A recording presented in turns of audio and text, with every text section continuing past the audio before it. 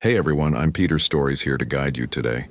If you use this video to drift off to sleep, please tap like, hit subscribe, and drop a comment telling me where you're watching from and what time it is there. Now settle in, get cozy, and let yourself relax.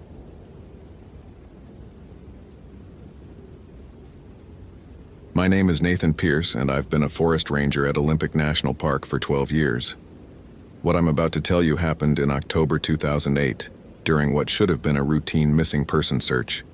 But there was nothing routine about what I found in those woods or what found me. The call came in at 6:30 hours on October 15th. Ashley Turner, 23 years old, had been camping alone near the Hoh River Trail. Her scheduled check-in with her parents never came. By the time I reached the trailhead at 800, she'd already been missing for 14 hours. I remember the weight of my pack, 38 pounds of search and rescue gear, GPS unit, emergency beacon, first aid supplies. The leather of my Danner boots was still damp from yesterday's rain. Coffee steam rose from my thermos, mixing with the October mist that clung to the Douglas firs like ghostly fingers. But I'm getting ahead of myself. Let me tell you about the dreams first. 3 weeks earlier, September 24th, 2008. The nightmare started the same night we moved into our new house in Port Angeles. Sarah, my wife, said it was just stress from the relocation. Our 6-year-old daughter, Emma, was having trouble sleeping too, but for different reasons. New house, new sounds, the way shadows fell differently through unfamiliar windows. In the dreams, I was always walking through the park, but not any section I recognized. The trees were wrong somehow. Too tall, too dark, their trunks twisted in impossible spirals that hurt to look at directly. And there was always this sound, like static from an old radio, but underneath it something else. Whispers in a language that made my teeth ache just hearing it. I'd wake up with Sarah shaking me, telling me I'd been talking in my sleep. Not talking, she'd correct herself. Speaking in tongues, like those people in the Pentecostal church she'd grown up in. Words that weren't words, syllables that felt oily in my mouth even after I was fully awake. "It's just the stress, Nathan," she'd say, running her fingers through my hair. "New house, new responsibilities at work. Your body's just processing everything." I wanted to believe her. God, how I wanted to believe her. October 15th, 2008, 09:45 hours. Ashley's campsite was pristine. Too pristine. Her North Face tent was still zipped tight, sleeping bag undisturbed, camp stove cold. But her hiking boots were missing, and her jacket was draped over a log like she'd just stepped out for a moment. The tracks led northwest, toward the restricted area near Deer Lake. Standard protocol would have me radio for backup before entering that section, but something in my gut, a ranger's instinct honed by over a decade in these woods, told me time was running short. The trail Ashley had followed wasn't on any map. Hell, it wasn't even a real trail. Just a deer path that seemed to weave between the massive western red cedars with an almost deliberate precision. The deeper I went, the more the forest felt aware, like something vast and patient was watching me from just beyond the edge of my vision. My radio started acting up around mile marker 3. Static burst through in sharp, painful bursts that made me yank the earpiece out. When I tried to use my GPS, the screen showed impossible coordinates, negative elevations, longitude readings that placed me somewhere in the middle of the Pacific Ocean. That's when I heard Ashley screaming. But let me go back further. Back to the beginning. Olympic National Park, Washington, 1996. I was 24 when I first set foot in Olympic as a seasonal ranger, fresh out of college with a forestry degree and head full of romantic notions about communing with nature. The old-timers used to tell stories around the fire station about the deep woods, about sections of the park where compasses spun like tops, and experienced hikers walked in circles for days. "There are old places in these mountains," Ranger Bill Hawthorne told me during my 3rd week. Bill had been working Olympic since the early 70s, knew every trail, every creek, every quirk of weather that could turn a pleasant hike into a survival situation. Places that existed long before the Park Service, long before the loggers, long before the tribes that lived here. Places that remember when the world was different. I laughed it off then, written it off as old-timer hazing, the kind of ghost stories veterans told rookies to keep them properly cautious in the wilderness. I'm not laughing anymore. October 15th, 2008, 11:27 hours. The screaming was coming from ahead and below, echoing up from what sounded like a deep ravine. I crashed through salmonberry bushes, their thorns catching on my uniform pants, leaving thin red lines across my forearms. The sound of my own breathing was too loud in my ears. Shallow, rapid pants that reminded me I wasn't as young as I used to be. When I reached the source of the screaming, I found something that shouldn't exist. The pit was perfectly circular, maybe 15 feet across, cut into the earth with surgical precision. The sides were smooth black stone that seemed to absorb light rather than reflect it. And the depth. Christ, I dropped a rock and never heard it hit bottom. Ashley Turner was clinging to a root system about 20 feet down, her face white with terror, dirt streaked across her cheeks like war paint. But that wasn't the worst part. The worst part was that the pit was breathing. Not metaphorically, literally breathing. The air pressure changed in a slow, rhythmic pattern, and with each exhale, something that wasn't quite wind carried strange scents up from the depths.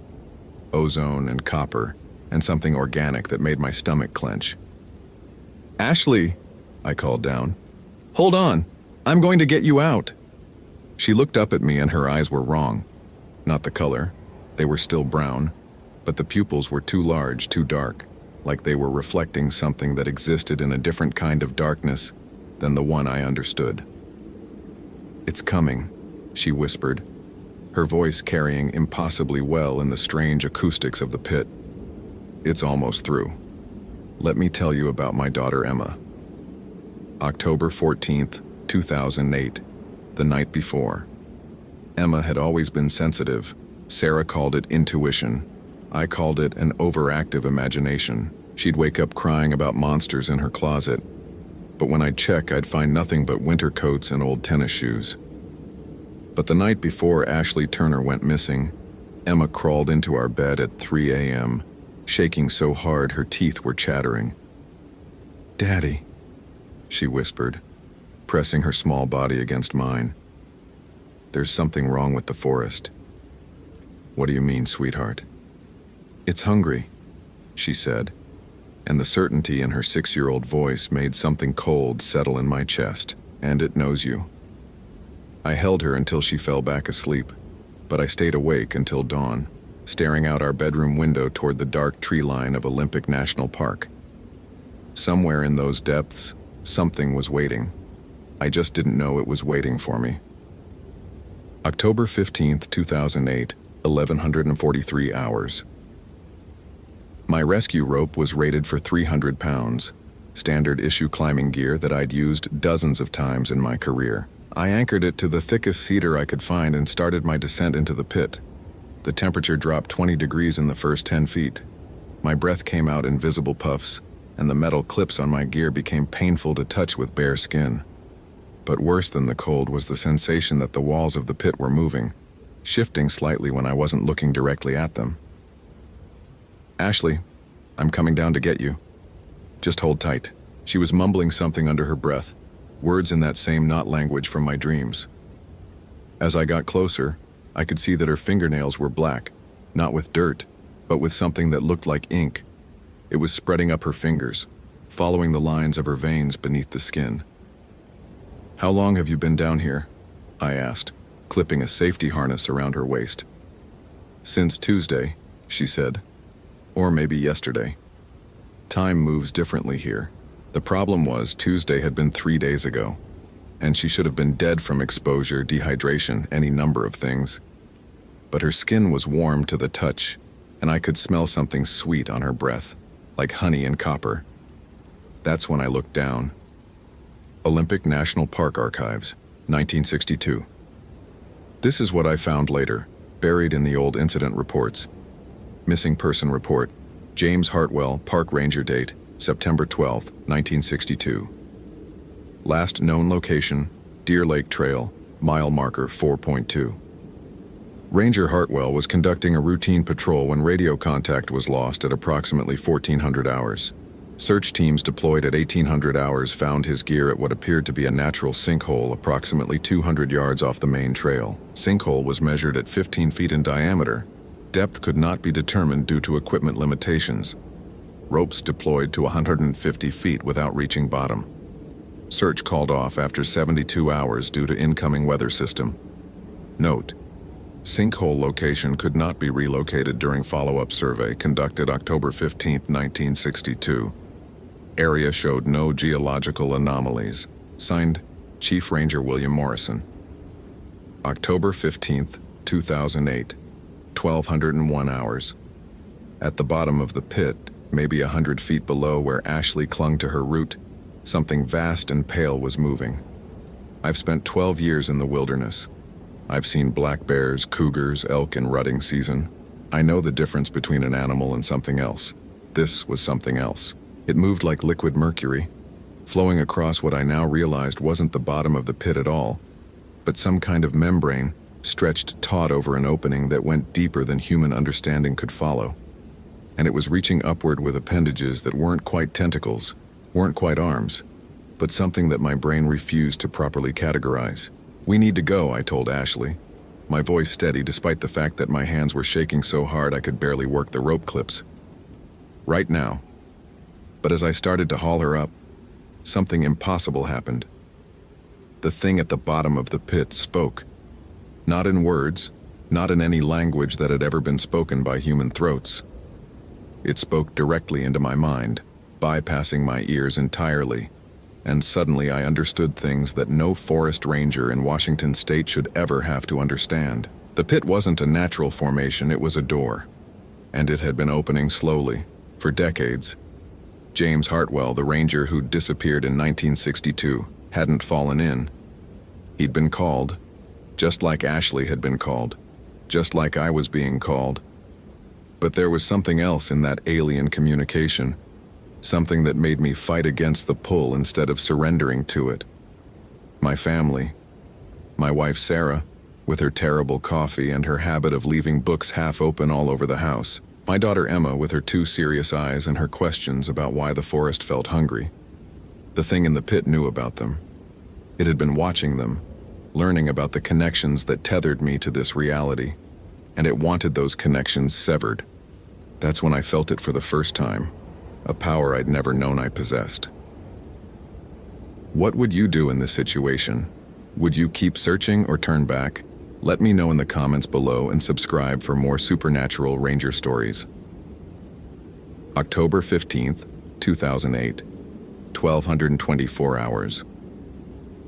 The power felt like electricity running through my nervous system, but instead of painful, it was clarifying. Suddenly, I could see the pit for what it really was. Not just a hole in the ground, but a wound in reality itself. And somehow, impossibly, I could feel the edges of that wound. Ashley looked at me with those 2 dark eyes and smiled. "You feel it too, don't you? The pull.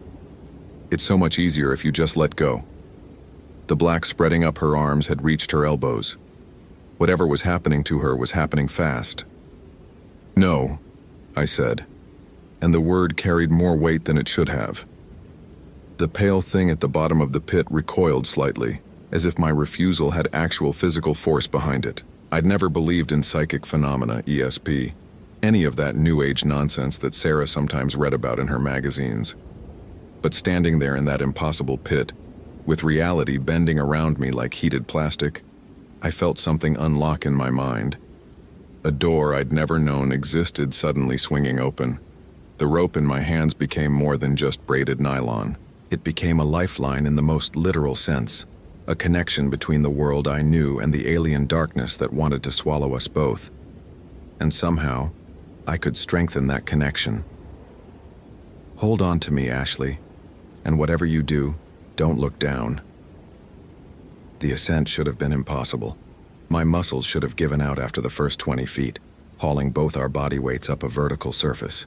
But the strange electricity in my nervous system seemed to extend to the rope itself, making it feel weightless, responsive to my will rather than just my physical strength. Halfway up, Ashley started screaming again. Not in fear this time, in rage.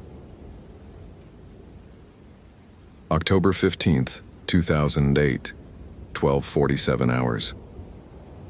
Ashley's transformation accelerated as we climbed. The black infection spread across her shoulders, up her neck, creeping toward her face like spilled ink. Her fingernails had grown longer, sharper, and when she looked at me, there were too many teeth in her mouth. "You're making a mistake," she said, but the voice wasn't entirely hers anymore. There was an echo underneath it, harmonics that seemed to come from somewhere much deeper than her throat. "The door is opening whether you help or not, but if you fight it, your family pays the price." "My family is protected," I said, though I had no idea why I was so certain of that. The words came from the same place as the electricity in my nerves, the same source that was somehow letting me haul 150 pounds of dead weight up a vertical surface without breaking a sweat. "Are they?" Ashley, not Ashley, laughed. "Emma's been dreaming about us for weeks. She knows we're coming. Children are so much more receptive to our influence." The rage that filled me then was pure and clean, and absolutely terrifying. I'd never wanted to hurt anyone in my life, not even the drunk hikers who left trash all over my trails or the poachers who set illegal snares in protected habitat. But in that moment, I wanted to drop Ashley Turner into the deepest part of that pit and listen to her scream all the way down. Instead, I channeled that rage into the strange power growing inside me, using it to fuel the final push to the surface. When we reached the rim of the pit, I hauled Ashley over the edge and immediately started checking her for injuries. The black infection was receding, flowing back down her arms like it was being drawn out of her body. Her fingernails returned to normal length.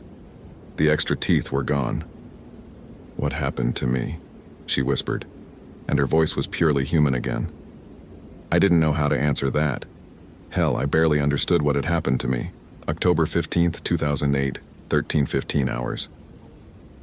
The hike back to the trailhead took 3 hours, partly because Ashley was weak and disoriented, partly because I kept losing the trail. My GPS was still showing impossible coordinates, and my compass spun freely no matter which direction we walked. But there was something else guiding us now. The same instinct that had unlocked in the pit seemed to know which way led back to the familiar world. It was like following a scent through the woods, except the scent was comfort and safety and the promise of home. Ashley didn't remember much about her time in the pit. She thought she'd been down there for maybe an hour, and when I told her it had been 3 days, she looked at me like I was the one suffering from hallucinations. "I remember falling," she said as we walked. And then, voices. Like people talking in the next room, but I couldn't quite make out the words, and I was so thirsty. But there was water coming from somewhere. It tasted like metal, but it helped. I didn't tell her that there was no water source in that pit. I didn't tell her about the thing moving at the bottom, or the way reality had seemed to bend around us during the rescue. Some truths are too dangerous to share. But I did ask her one question. "Why did you go off the trail? What made you head toward that area?" She was quiet for a long time, picking her way carefully over fallen logs and moss-slick rocks. "I dreamed about it," she finally said, "for weeks before the camping trip. This beautiful place in the forest, like a hidden garden. Someone was calling to me, promising to show me something wonderful.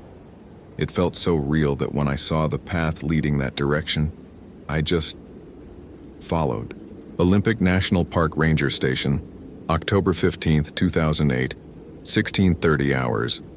The official report I filed that evening was a masterpiece of creative writing. Ashley Turner had taken an unauthorized detour from the Hoh River Trail and fallen into a natural sinkhole. She'd been trapped on a ledge approximately 20 feet down, suffering from mild dehydration and exposure. Standard rope rescue procedures were employed to extract her safely. No mention of the pit's impossible geometry, no mention of the breathing darkness or the thing that moved like liquid mercury in the depths, and definitely no mention of the strange new awareness that seemed to have awakened in my mind. Chief Ranger Morrison read the report without comment, filed it in the appropriate folder, and reminded me to update the trail hazard database with the sinkhole's location. The problem was, when the geological survey team went out 3 days later to assess the sinkhole for permanent closure, they couldn't find it. According to their instruments, There was no geological anomaly anywhere within a mile radius of the coordinates I'd provided. The pit was gone, like it had never existed at all. October 15th, 2008, 2100 hours. That night, I sat on the back porch of our new house with a beer I wasn't really drinking, watching the darkness gather between the trees. Sarah had put Emma to bed hours ago, but I could hear soft conversation coming from upstairs, my wife's patient voice and my daughter's animated whispers. Around 10:30, Emma padded downstairs in her pajamas and climbed into my lap without saying a word. She was getting too big for this, really. 6 years old and all sharp elbows and knees, but I wrapped my arms around her anyway. "The forest isn't hungry anymore," she said quietly. "What makes you say that, sweetheart?" "It feels different, like it was sick before, but now it's getting better." She looked up at me with those two serious eyes. "You fixed it, didn't you, Daddy?" I didn't know how to answer that. The pit might be gone, but I could still feel the electric awareness humming in my nervous system. Still sense things moving in the deep woods that had no business moving there. The door might be closed, but I had a feeling it wasn't locked. "I helped," I said finally, "but it's going to take time to really heal." Emma nodded like this made perfect sense to her, which scared me almost as much as anything that had happened in the pit. "Will you teach me," she asked, "when I'm older, how to help fix things like that?" The question hit me like a physical blow. The idea that this strange new awareness might be hereditary, that my daughter might already be developing abilities that could put her in danger, made my chest tight with protective fear. But looking down at her calm, serious face, I realized I might not have a choice. If Emma was going to inherit whatever had awakened in me today, then she'd need to understand it.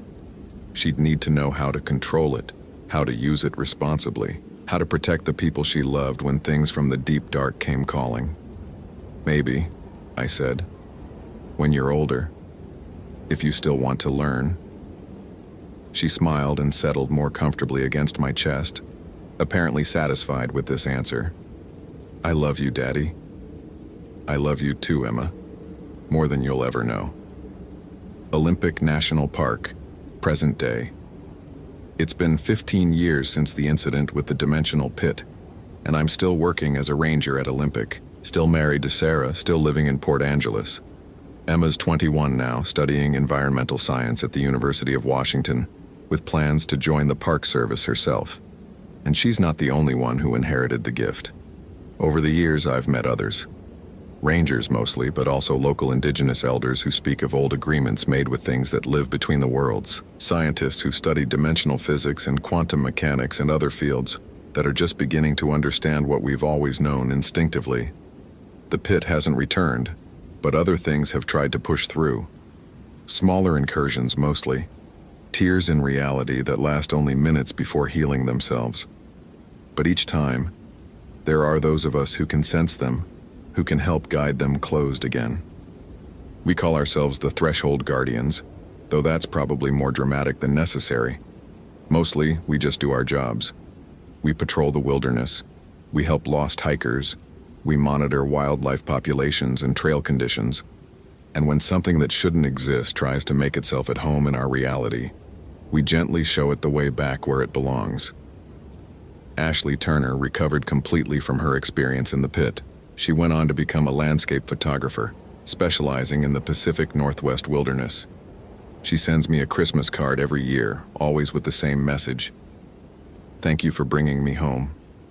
She doesn't remember the details of what happened down there, which is probably for the best. But sometimes in her photographs I can see traces of the strange beauty that exists just beyond the edge of our normal world. The way light falls differently in certain places, the shadows that suggest depth and mystery without revealing their secrets. She never did marry or have children, though, and she never camps alone anymore. I think some part of her remembers, even if her conscious mind has filed it all away under bad dream and mild hypothermia. Which brings me to why I'm telling you this story. If you're reading this, chances are you've had your own encounter with something that shouldn't exist. Maybe you've seen things moving in the corner of your vision that vanish when you look directly at them. Maybe you've felt that electric awareness starting to wake up in your own nervous system. Maybe you've started having dreams about deep, dark places that call to you with voices like honey and copper. If any of that sounds familiar, then you need to understand something important. You're not going crazy. You're not alone. And you have a choice to make. You can ignore the awakening abilities, suppress them, pretend they don't exist. A lot of people do that, and they live perfectly normal, safe lives. The things that live between the worlds usually don't bother with people who refuse to acknowledge them. Or you can accept what you're becoming and learn to use it responsibly. Learn to be a guardian, a protector, someone who stands between the everyday world and the hungry darkness that would devour it. Either choice is valid. Either choice is yours to make. But if you choose the second path, if you decide to embrace the strange new awareness growing inside you, then you need to remember the most important lesson I learned in that impossible pit 15 years ago. Love is the strongest force in any dimension. Love for your family, your community, your world. When things get dark and reality starts to bend around you, hold on to that love. Use it as your anchor. Let it guide you home, because at the end of the day, that's what we're really protecting. Not just the physical world, but the connections that make it worth protecting. The bonds between parents and children, husbands and wives, friends and neighbors and strangers who might become friends. The pit wanted to sever those connections, to isolate us and make us vulnerable. But as long as we remember what we're fighting for, as long as we hold on to each other, the darkness can never truly win. That's my story, and I'm sticking to it. Did I handle everything perfectly? Probably not. But Ashley Turner went home safe to her family, and the door between worlds stayed closed. In my book, that counts as a victory. So there you have it, my encounter with the unknown. Did I handle it right? What would your next move be? Tell me in the comments and subscribe if you want more supernatural stories from the forest.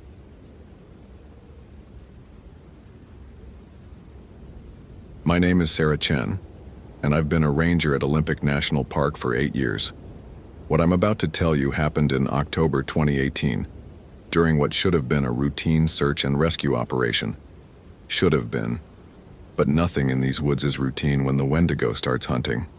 I'd been looking for Tyler Matthews for 6 hours when the world started to bend. The radio crackled against my shoulder, dispatcher's voice cutting through the static. Ranger Chen, any update on the missing hiker? Over. I pressed the PTT button on my Motorola XTN 446, coordinates burning in my mind. 47.9021 degree N, 123.6044 degree W, approximately 2 miles northwest of the Saul Duke Trail Junction. Negative contact on Tyler Matthews, I responded, my breath visible in the 42-degree air. Last known position was Lover's Lane Bridge at 0800 hours. Currently searching grid section Charlie 7. 6 hours. Tyler's girlfriend Emma had called it in at dawn, voice shaking as she explained how he'd gone for an early morning photography hike and never returned to their campsite. Standard protocol dictated I should have found him by now. Olympic's trail system was well marked, and Tyler was an experienced hiker according to his permit documentation. But the tracks I was following, they didn't make sense. I knelt beside a Douglas fir examining the boot impressions in the soft earth. Merrill Moab hiking boots, size 11, consistent with Tyler's registered gear. The stride pattern showed normal gait, no signs of distress or injury. But then, 30 feet later, the prints just changed. The spacing between steps had increased from Tyler's normal 28-inch stride to nearly 4 feet. The depth of the impressions suggested something much heavier than Tyler's documented 165-pound frame. And there were other marks, claw-like scrapes in the bark of nearby trees exactly 8 feet off the ground. My Garmin eTrex GPS unit beeped softly. I'd been unconsciously walking in a perfect circle for the past 20 minutes. The skin on my forearms prickled with the sensation of being watched. Not the normal awareness that comes with 8 years of backcountry experience. This was different. Predatory. Patient. I adjusted my 45-pound pack, feeling the familiar weight of my rescue gear. 50 meters of 9mm dynamic rope, Petzl rescue harness, headlamp with extra batteries, first aid kit, emergency bivouac, and enough MREs for 3 days.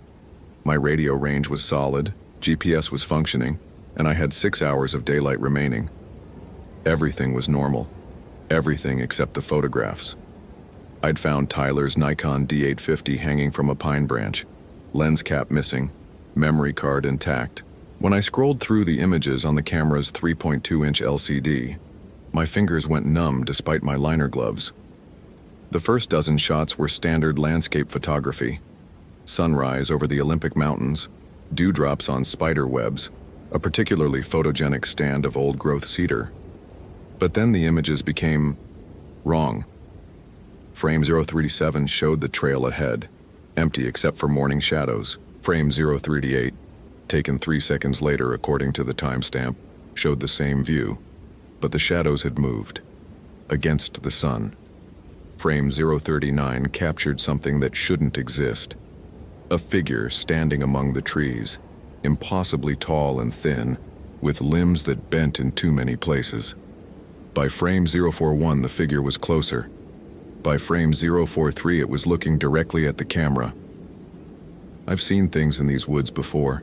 2 years ago, during the Peterson search, I encountered something that department policy classified as wildlife interaction requiring psychological evaluation. 6 months of mandatory counseling followed, along with detailed sessions with Dr. Martinez about stress-induced hallucinations and isolation psychosis. But I knew what I'd seen, and I knew it was happening again. The temperature dropped 15 degrees in 30 seconds. My breath turned to fog and the forest fell silent. No bird calls, no insect noise, no wind through the canopy. Even the ever-present sound of the Salt Duke River, normally audible from this elevation, had vanished. That's when I saw Tyler. He was standing approximately 200 yards ahead, perfectly motionless at the edge of a small clearing. Relief flooded through me until I raised my Bushnell binoculars and got a clear view. Tyler was facing away from me, but his head was turned completely around, looking in my direction. His eyes were solid black, and his mouth was moving silently, lips forming words I couldn't hear but somehow understood. "Come closer, Sarah. Come see what I've learned." My radio erupted in static. The GPS screen flickered and went dark. The magnetic compass on my belt began spinning wildly before settling on a bearing that pointed directly at Tyler. I knew I should call for backup. Protocol demanded it. But my radio was broadcasting nothing but electronic screaming, and something deeper than training was taking control. A awareness I'd been suppressing since the Peterson incident. A sensitivity that Dr. Martinez had tried to therapy away. I could feel it awakening. The part of me that sensed things moving between the spaces of reality. "Tyler?" I called out, my voice carrying strangely in the unnatural silence. He didn't respond, but began walking deeper into the forest with movements that reminded me of stop-motion animation. Too fluid, frames missing between positions. I followed, even though every ranger regulation and survival instinct screamed against it. My pack felt like it was growing heavier with each step, straps cutting into my shoulders despite proper adjustment. The familiar weight of my rescue gear now felt like stones. The trees were wrong. I'd hiked this section of Olympic hundreds of times, could navigate it blindfolded. But the old-growth Douglas firs I knew were being replaced by species that shouldn't exist at this elevation. Twisted deciduous trees with leaves that looked almost hungry. My watch had stopped at 2:17 p.m. The sun wasn't moving across the sky. As I pushed through a stand of those impossible trees, their branches seemed to reach for me with deliberate intent. One caught my jacket, and when I pulled free, I saw that the bark had left marks on the fabric that looked like tiny handprints. The clearing ahead opened up into something that violated the basic geography of the Olympic Peninsula. It was perfectly circular, maybe 50 feet across, surrounded by trees that grew in a pattern too precise to be natural. In the center sat a pile of stones arranged in a spiral pattern. Tyler was standing next to it, still motionless, still wrong. "Tyler Matthews?" I called again, following protocol despite the fact that nothing about this situation appeared in any search and rescue manual. "I'm Ranger Chen with Olympic National Park. Are you injured?" He turned to face me, and I realized with crystalline clarity that whatever was wearing Tyler's body wasn't human anymore. The thing that had been Tyler smiled with too many teeth. What would you do in this situation? Would you keep searching or turn back? Let me know in the comments below and subscribe for more supernatural ranger stories. The entity spoke with Tyler's voice, but underneath it was something else. A sound like winter wind through bare branches, like the last breath of something dying of hunger. I've been waiting, Sarah. Waiting for someone who can see. Someone who can understand. My peripheral vision was contracting. Everything except the Tyler thing becoming fuzzy and indistinct. But paradoxically, I was seeing more than I ever had before. The air shimmered with patterns that looked almost like equations, mathematical formulae written in light and shadow. The stone spiral in the clearing wasn't just rocks. It was some kind of anchor, holding open a space that shouldn't exist. You remember the Peterson search, the Tyler thing continued. You remember what you saw in Sector 9. Dr. Martinez told you it was stress, isolation, hallucinations brought on by exhaustion and responsibility pressure.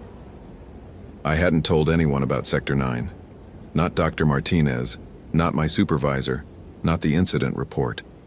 The thing I'd encountered during the Peterson search was classified in my mind as never happened and never speak of this. But you knew better, it whispered. You knew you were seeing through the cracks, seeing what's always been here, in the spaces between what humans call reality. The mathematical patterns in the air were becoming clearer, and with growing horror, I realized I could read them, understand them. They were describing the fundamental structure of the forest, but not the forest as it appeared to normal human perception.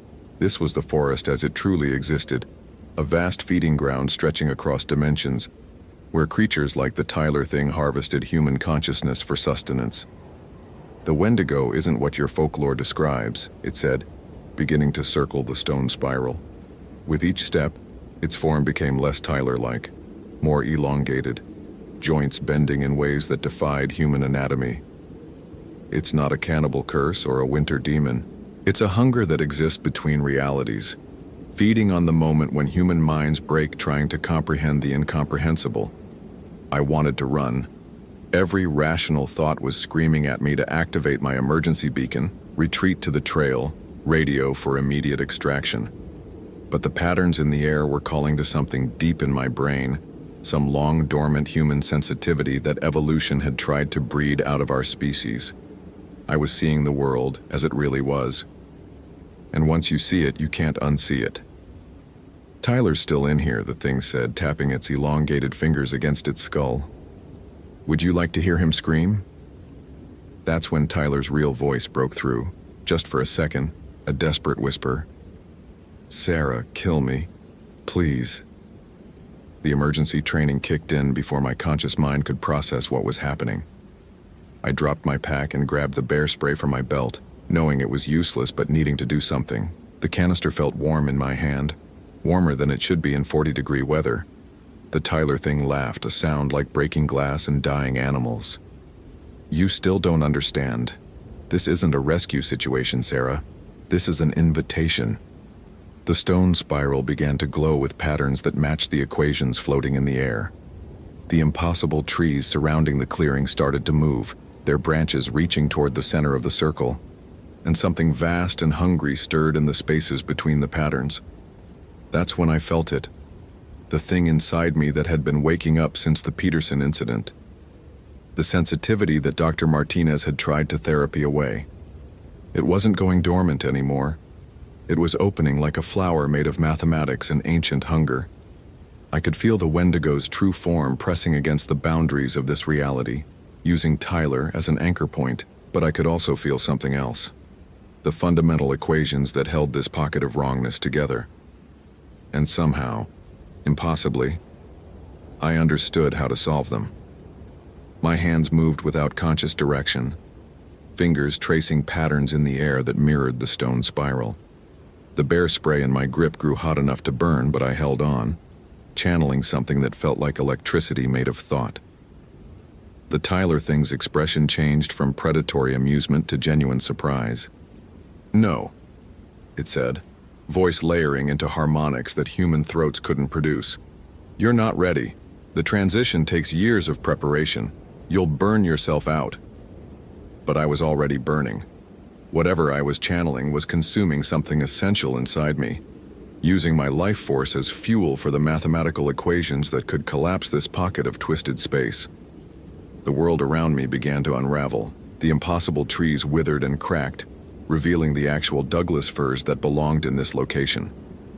The stone spiral crumbled, patterns fading from the air like smoke, and the Tyler thing began to scream as something vast and hungry was pulled back through the cracks between realities.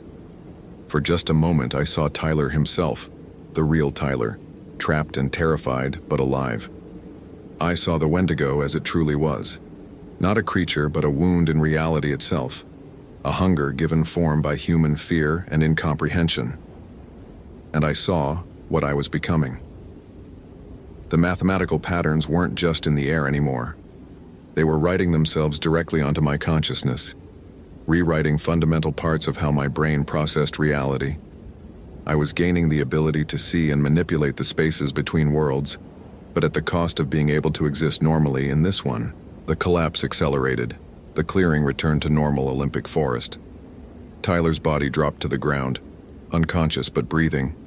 The Wendigo's influence snapped back to whatever dimension it had emerged from, reality sealing itself like healing skin. I caught Tyler as he fell, checking his pulse and pupil response. Alive, stable, no obvious injuries. By all standard measures, this was a successful rescue. But I could still see the patterns. Even with the Wendigo banished and the pocket of wrongness collapsed, I could see the mathematical equations that described how reality bent and flexed around points of supernatural influence. I could sense other thin places in the Olympic forest, other locations where things from between worlds had established anchor points. My radio crackled back to life. GPS reactivated. Watch resumed normal timekeeping. But I knew that everything had changed. The extraction was textbook. Tyler was airlifted to Olympic Medical Center with diagnosed exposure and dehydration. His memory of the incident was fragmented. He remembered leaving for a photography hike and then waking up in my arms in the clearing. The photographs on his camera showed only normal landscape shots. The official report listed the rescue as successful with no complications. Tyler made a full recovery and returned to his normal life. Case closed. But there was no going back for me. Dr. Martinez recommended another psychological evaluation after I mentioned unusual environmental factors during the debriefing. I didn't tell her about the patterns I could still see, about the way mathematics now floated at the edges of my vision, about how I could sense the weak points where reality wore thin. I've continued working as a ranger. The Olympic Peninsula needs someone who can see what's really out there, someone who can respond when the Wendigo and things like it start pressing against the boundaries of our world. But every time I use these new abilities, every time I look too deeply into the spaces between realities, I lose a little more of what makes me human. The patterns are beautiful and terrifying and completely addictive. I understand now why the Wendigo chose Tyler, not for his body, but for his photographer's eye, his ability to see and capture images that others would miss. The hunger isn't for human flesh, it's for human perspective, for the unique way we process and interpret reality. And every time I stop one of these incursions, I become a little less human myself, a little more like the things I'm fighting. I saved Tyler Matthews. Mission accomplished. But the cost was everything I used to be. Did you enjoy this supernatural encounter? What would you have done differently? Let me know in the comments, and don't forget to subscribe for more terrifying tales from the wilderness.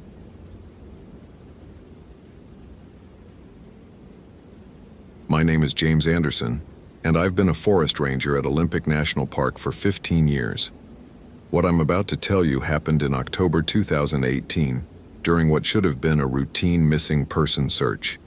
Emma Rodriguez, a 23-year-old hiker from Seattle, had vanished somewhere along the Hoh River Trail 3 days prior. But this wasn't routine. Nothing about Emma's disappearance made sense, and by hour 6 of my search that cold morning, my frustration was eating me alive from the inside.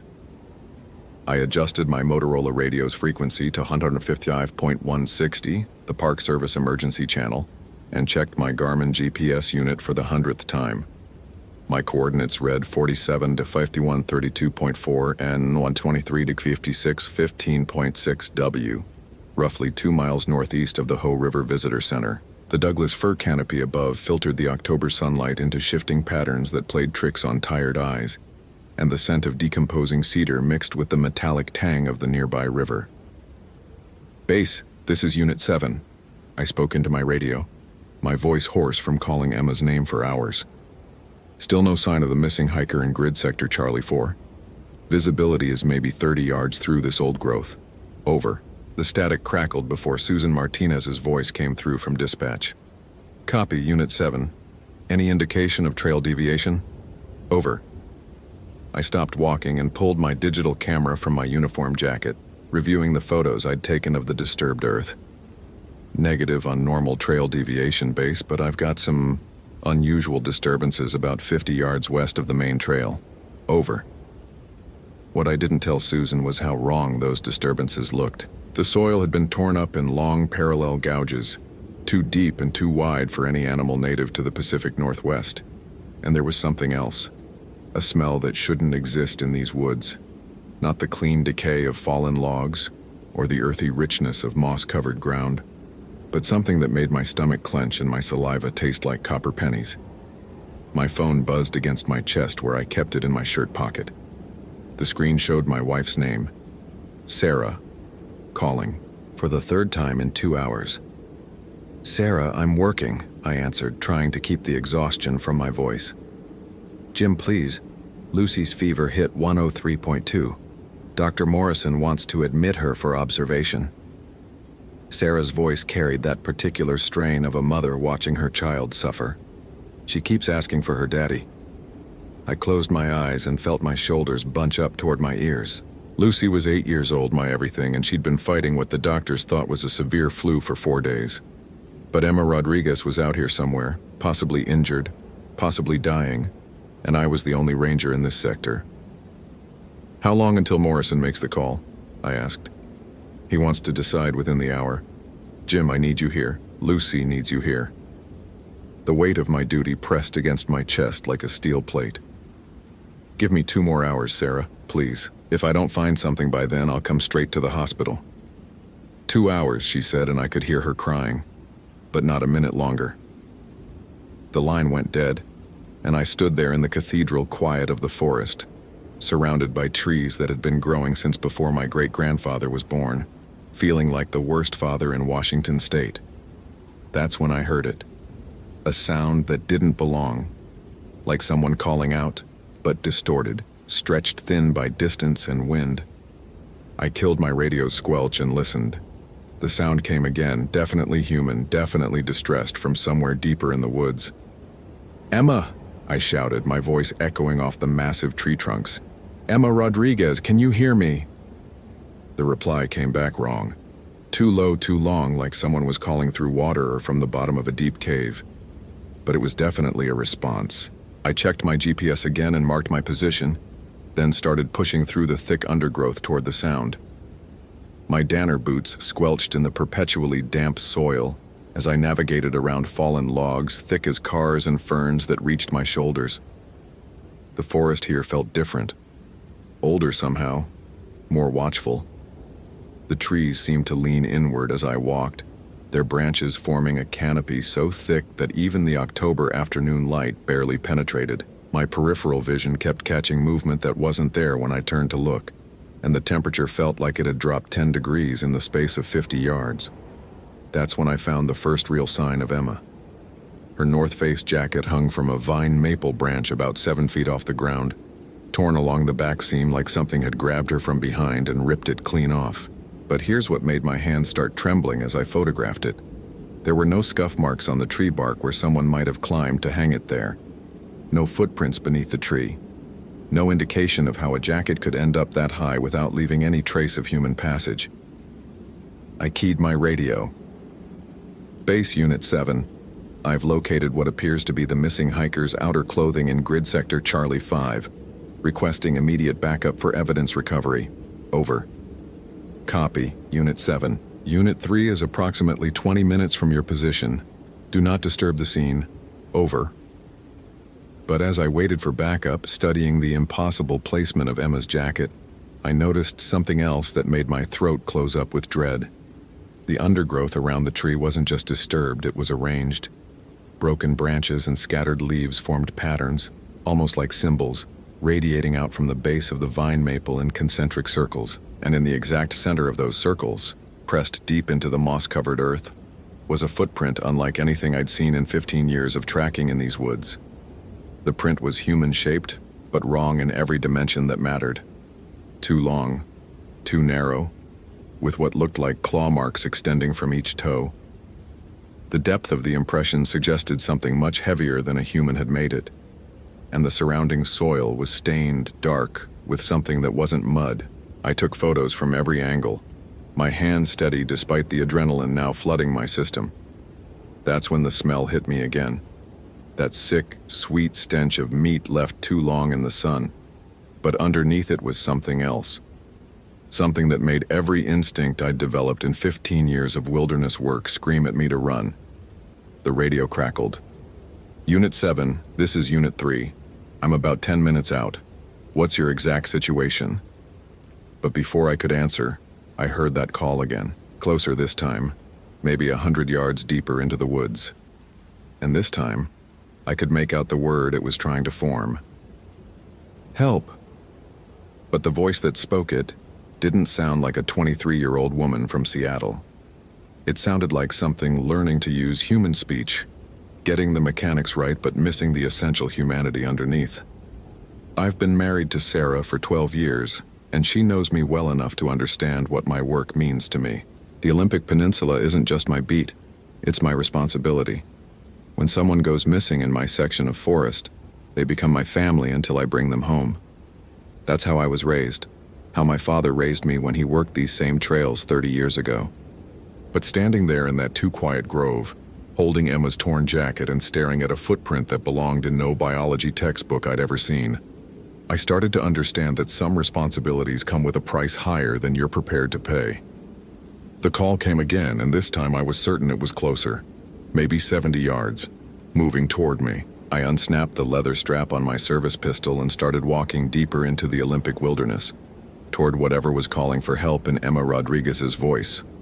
Behind me, the GPS coordinates on my Garmin read 47°51'45 and 123°56 42.8 W, marking the last place I had been just another forest ranger doing his job. Ahead of me lay something that would change everything I thought I knew about the woods I'd spent my career protecting. The forest floor ahead showed more signs of disturbance, not the random chaos of animals foraging, but deliberate arrangement of natural debris. Broken branches formed arrows pointing deeper into the woods. Stones had been stacked in small cairns that appeared almost ritualistic. And the smell was getting stronger, that nauseating mixture of decay and something else, something alive and hungry. I'd been a skeptic my entire career. When hikers reported strange sounds or unexplained sightings, I explained wind patterns and animal behavior. When campers claimed to see eyes watching them from the darkness, I talked about how human perception plays tricks in unfamiliar environments. I had rational explanations for everything the Olympic wilderness could throw at you. But Emma's voice was calling from somewhere ahead, and I knew with increasing certainty that whatever was using her voice wasn't Emma Rodriguez. My radio buzzed with Unit 3's approach, but I also knew that by the time backup arrived, I would have found either Emma or whatever had taken her. The trail of arranged debris was leading me somewhere specific, and the territorial part of my brain that had kept me alive through 15 years of dangerous wilderness rescues was screaming warnings I didn't want to acknowledge. I thought about Lucy in her hospital bed, fever burning through her small body while her mother sat helpless beside her. I thought about Sarah, who had married a man whose job sometimes meant choosing between family and duty, but who had never asked me to choose before today. And I thought about Emma Rodriguez, 23 years old, who had come to these woods for what should have been a peaceful hike, and who now existed only as a voice calling from deeper in the forest, if she existed at all. The arranged trail led to a clearing I'd never seen before. Despite 15 years of walking these woods, the space was roughly circular, maybe 40 feet across, surrounded by Douglas firs so massive their trunks formed a natural amphitheater. But it was what occupied the center of the clearing that stopped me dead and made my finger find the trigger of my Glock 22. A shelter of some kind, built from interwoven branches and what looked like strips of hide, stood about 8 feet tall in the center of the space. The construction was sophisticated but wrong, following no architectural logic I could identify, and hanging from the frame of this shelter, like decorations or trophies, were pieces of clothing and personal items I recognized from Emma's missing person report. Her hiking boots, her blue Seattle Mariners baseball cap, her silver bracelet with the small heart charm her mother had described to dispatch. But it was what surrounded the shelter that made my hands shake as I raised my weapon. Bones, arranged in the same concentric circles I'd seen around the vine maple, but these weren't animal bones. The femurs were too long, the skulls too large, the rib cages expanded beyond human proportion. And they weren't old. Tissue still clung to some of them, tissue that looked fresh and raw. "Emma!" I called out, my voice cracking with stress. "Emma Rodriguez, are you here?" The response came from inside the shelter, and this time there was no mistaking it for human speech. The sound that emerged was Emma's voice saying, "Help me," but the vocal cords producing it had been stretched and modified in ways that violated every law of anatomy I understood. I approached the shelter with my pistol drawn, my heart hammering against my ribs like it was trying to escape my chest. The stench was overwhelming now, not just decay, but the smell of something alive and predatory, something that had been feeding on meat that fought back. The opening to the shelter faced away from me, hidden behind the structure's bulk. I circled around, keeping my weapon raised, and saw movement inside the shadowy interior. What emerged wasn't Emma Rodriguez. It might have been human once, in the same way that a wolf might have been a dog once. But whatever transformation had been worked on this creature had stretched it beyond recognition. It stood nearly 7 feet tall with limbs that had been elongated until the proportions screamed wrong to every part of my brain designed to recognize my own species. The skin was pallid and loose, hanging in folds where the bone structure beneath had been modified. And the face was still trying to be Emma's face. The basic features were there, stretched and distorted, but recognizable enough to make my stomach lurch with revulsion and pity. When it opened its mouth to speak, I could see that the teeth had been sharpened to points and the throat had been opened and restructured to accommodate the impossible vocal range it demonstrated. "Help me," it said in Emma's voice, and then immediately followed with, "Please don't hurt me," in the voice of a young man I didn't recognize, and then, "I have children at home," in the voice of a middle-aged woman. Each voice was perfect, each inflection captured with devastating accuracy. This thing had been collecting voices, and each one represented someone who had walked into these woods and never walked out. I keyed my radio with my left hand while keeping my pistol trained on the creature. "Base Unit 7, I need immediate backup at coordinates 47°5158.4 N, 123°5702.1 W. I've located the missing hiker, but the situation is critical. Over." The creature that had been Emma tilted its head at an angle no human neck could achieve and smiled with far too many teeth. "Your little girl is dying," it said in my wife's voice. Sarah's exact inflection, her exact tone of heartbreak and desperation. "Lucy needs her daddy." How it knew Sarah's voice, how it knew about Lucy, I couldn't begin to understand. But hearing my wife's words coming from that abomination's mouth triggered something primal and violent in my chest. "What are you?" I demanded. "Hungry," it replied in Emma's voice. Then, switching to a child's terrified whisper, "It hurts so much, Daddy." That last voice broke something inside me. I fired 3 rounds center mass, the gunshots echoing through the clearing like thunder. The creature staggered but didn't fall, and where the bullets had torn through its chest, I could see something moving underneath the skin, something that wasn't blood or bone. It laughed in a voice I recognized as my father's, dead now for 5 years. "Jimmy boy," it said with his exact cadence, his exact nickname for me. "You can't kill hunger." Then it charged. The thing moved faster than anything that size should have been able to move, covering the 20 feet between us in what seemed like a single bound. I dove to my left, rolling behind one of the massive Douglas firs, and heard claws gouging deep furrows in the bark where my head had been. I came up firing, emptying my magazine into the creature's torso and legs. Each bullet found its mark, but none of them seemed to slow it down. The wounds closed almost as quickly as they opened, and I could hear the bullets falling to the forest floor with dull metallic sounds as its body rejected them. My radio crackled with frantic voices. Dispatch trying to raise me, Unit 3 calling for my position, search and rescue teams mobilizing. But all of that seemed to be happening in another world, a world where the rules of biology and physics still applied. In this clearing, in this moment, I was face to face with something that had never been human, but had learned to wear humanity like a collection of masks. And it was still hungry.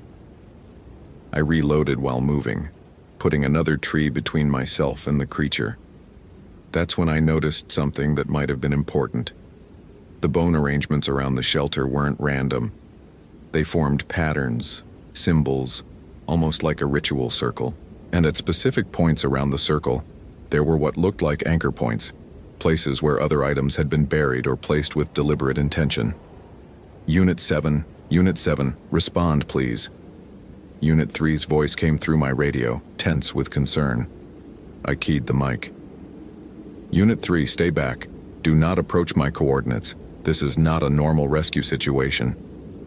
The creature had disappeared behind the shelter, but I could hear it moving through the underbrush, circling around to flank me. Every few seconds it would call out in a different voice. Sometimes Emma, sometimes the young man, sometimes a child crying for help. Each voice was bait, designed to trigger the rescue instinct that had kept me walking into dangerous situations for 15 years. But now I understood what I was dealing with. Not just a predator, but something that fed on the human compulsion to help others. Something that had been luring rescuers and hikers into these woods for who knows how long, collecting voices and adding them to its repertoire. I thought about every missing person case from the past decade that had gone unsolved. Every hiker who had simply vanished without a trace. Every search that had ended with empty evidence bags and grieving families who never got closure. How many people had heard their loved one's voice calling from the forest and followed it to their death? My phone buzzed with another call from Sarah, but I couldn't answer it. Not with that thing still out there. Not when it had already demonstrated that it somehow knew my family's voices. If I answered, if it heard even a few seconds of our conversation, it would add Sarah's voice to its collection.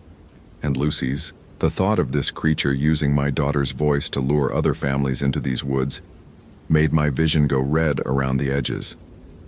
I circled the shelter, looking for patterns in the bone arrangement that might tell me something useful.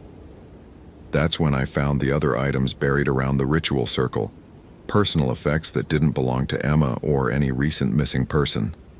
A class ring from 1987, a woman's wedding band with an inscription too worn to read, a child's toy car, the paint faded with decades of weathering. This thing had been hunting in these woods for a very long time. Unit 7, I'm 2 minutes out from your coordinates. Unit 3's voice came through the radio. I can hear gunshots. What's your status? Before I could answer, the creature emerged from behind a cluster of ferns about 30 yards away. But it wasn't alone anymore. Standing beside it, their faces showing the same impossible elongation and wrong proportions, were two other figures I recognized from missing person reports. David Kowalski, who had vanished while camping with friends in 2016, and Sarah Chen, a botanist who had been collecting specimens alone in these woods just last month. All three of them had been changed, stretched, modified into something that retained human characteristics while abandoning human limitations, and all three of them were smiling with too many teeth. Your partner's coming, the Emma thing said in my voice, perfect in every detail. Should we tell him you need help? That's when I realized that this creature, whatever it was, had been listening to my radio communications all along. It had heard every conversation between me and dispatch, every exchange with Unit 3. It knew that backup was approaching, and it was already planning how to add Unit 3 to its collection. I keyed my radio and spoke quickly. Unit 3, this is Jim Anderson. Do not approach these coordinates. There are multiple hostiles in the area, and they are not human. Repeat, not human. Maintain distance and call for federal wildlife management backup. The three creatures tilted their heads in unison, and I could see intelligence in their eyes. Not animal cunning, but something that understood tactics and planning and patience. They had been hunting as a pack, coordinating their efforts, learning from each encounter to become more effective predators. "Jimmy boy," the David thing said in my father's voice, "you always were too smart for your own good." The Sarah thing laughed in my mother's voice, dead now for 3 years. "Come give Mama a hug." And the Emma thing smiled in Lucy's voice. "Daddy, I'm scared. Please come home." That last one nearly broke me, hearing my daughter's voice, her exact intonation when she was frightened, coming from the mouth of something that had probably eaten the real Emma Rodriguez piece by piece, made something snap inside my chest like a overstressed cable. I stopped trying to be a rational forest ranger following protocol and started being what my father had raised me to be, a man who protects what matters, no matter the cost. I started shooting again, not aiming for center mass this time, but for the bone anchor points around the ritual circle.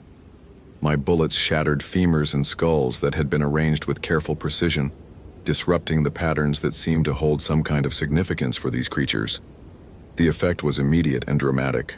All three of them shrieked, not in their collected human voices, but in sounds that came from somewhere much older and more primal than human vocal cords could produce. The shriek was answered from other parts of the forest, howls and calls that suggested this pack was larger than just the three creatures I could see. But as I destroyed more of the bone arrangements, I noticed that the creatures' movements became less coordinated, their speech less coherent. Whatever ritual or magic these arrangements represented, it was clearly connected to their enhanced abilities. Unit 7, this is base. Federal Wildlife Management is 20 minutes out. Can you maintain your position? 20 minutes.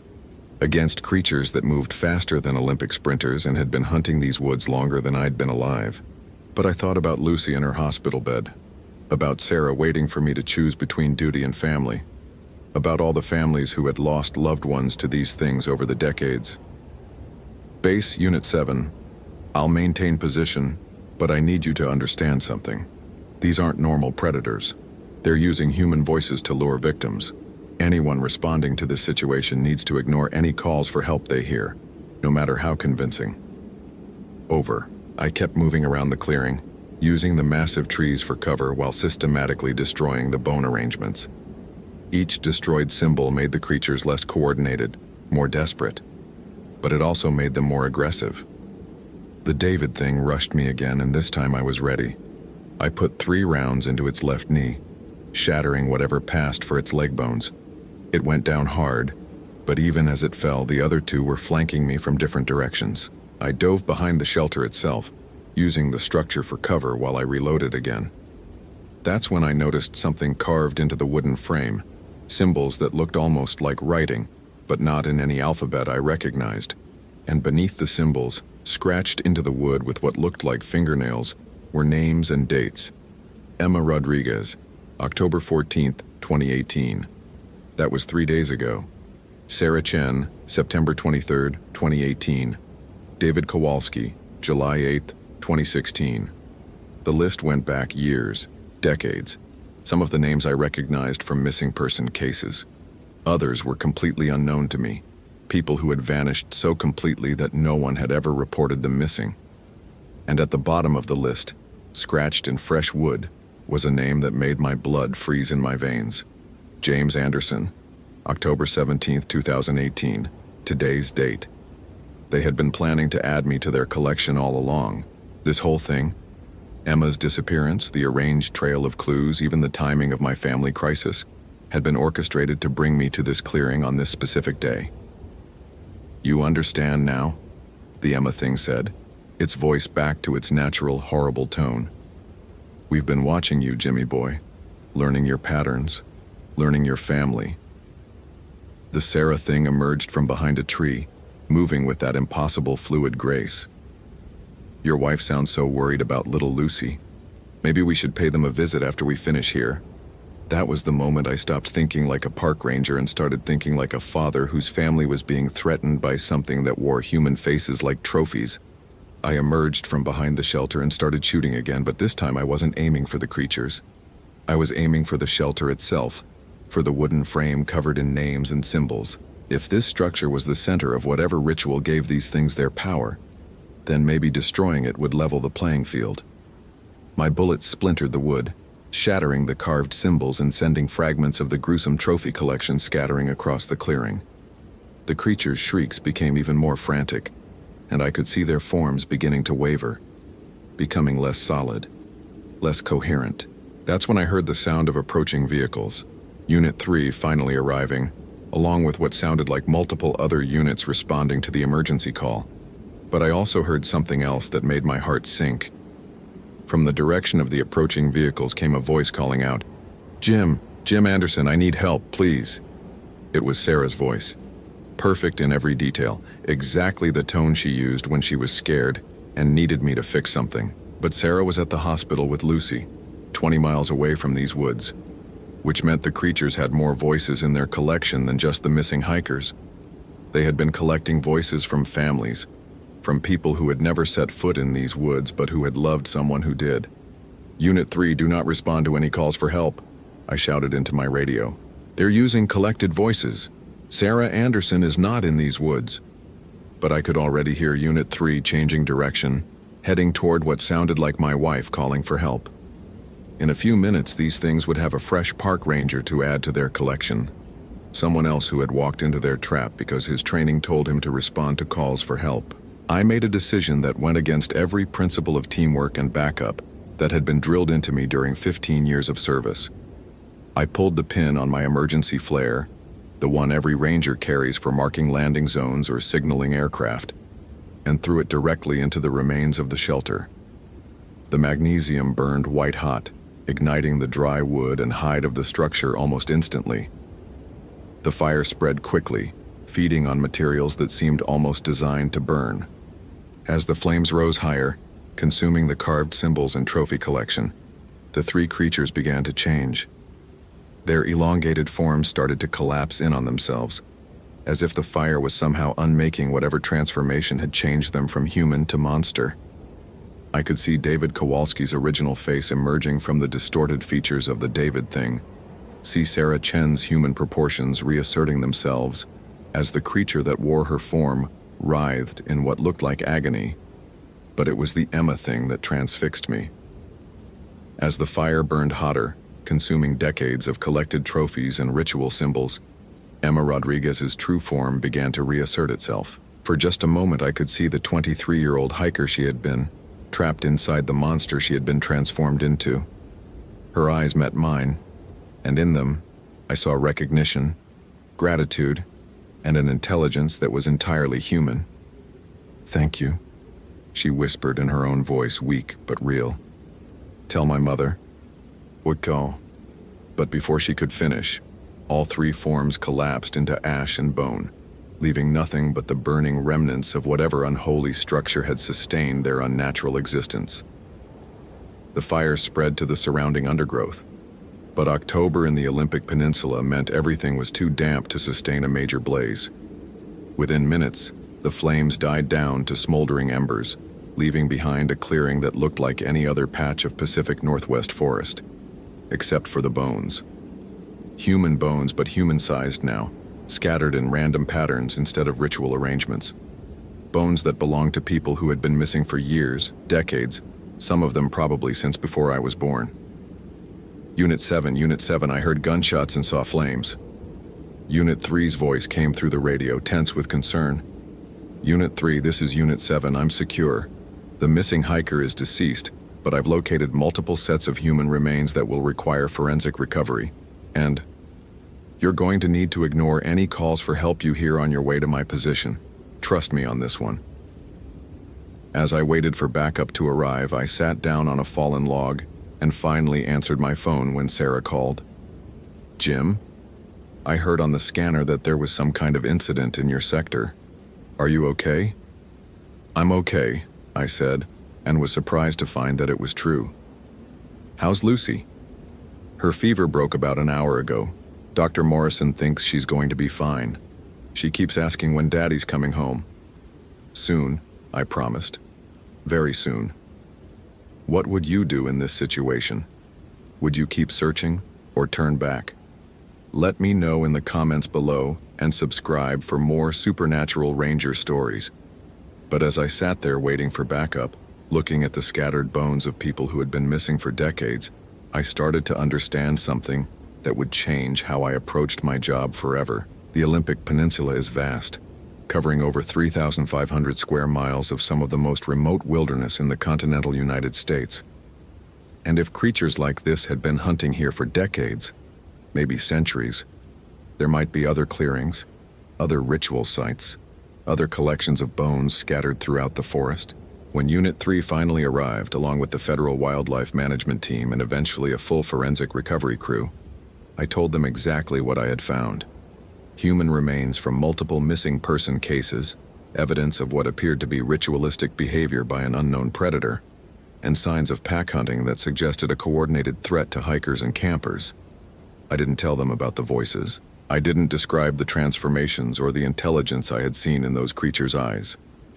I let them draw their own conclusions about predators and scavengers, and the strange ways that nature can arrange bones.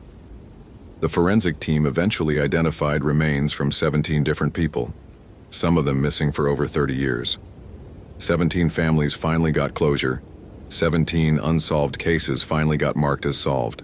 The media called it the biggest break in missing person cases in Pacific Northwest history. But I knew it was just one collection site, just one pack. And as I filled out my incident reports and gave my statements to federal investigators, I started to understand that my job as a forest ranger had fundamentally changed. I wasn't just protecting hikers from bears and bad weather anymore. I was protecting them from things that had learned to hunt using their own instincts to help others against them. Things that could collect voices and use them like lures, drawing rescuers and family members into traps that might have been operating for generations. Over the following months, I started developing new protocols for search and rescue operations, new ways to verify the identity of people calling for help, new procedures for investigating missing person cases that took into account the possibility of coordinated, intelligent predation. Some of my supervisors thought I was developing PTSD from the Emma Rodriguez case. They suggested counseling, administrative leave, early retirement. But I knew what I had seen, and I knew that someone needed to be watching for signs of similar threats. The Olympic Peninsula covers 3,500 square miles. Emma's clearing was just one small patch of that vast wilderness. And if there were other clearings, other collections, other packs using human voices to hunt human prey, then every missing person case needed to be investigated with the understanding that we might not be dealing with normal predators. I started a private database, tracking missing person cases across the Pacific Northwest for patterns that might indicate supernatural predation. I developed new search protocols that other rangers thought were unnecessarily paranoid, but that might save lives if they encountered something similar to what I had found. And I made a promise to myself and to the memory of Emma Rodriguez. No one would walk into these woods unprepared for what might be waiting for them. Not on my watch. The world turned out to be a much stranger and more dangerous place than I had thought during my first 15 years as a forest ranger. But it was also a place where a single person, armed with the right knowledge and the determination to act, could make a difference between families getting closure and families waiting forever for loved ones who would never come home.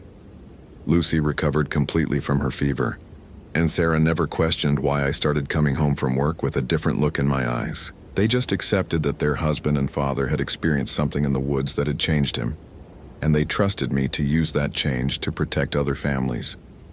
Because that's what family does. That's what community does.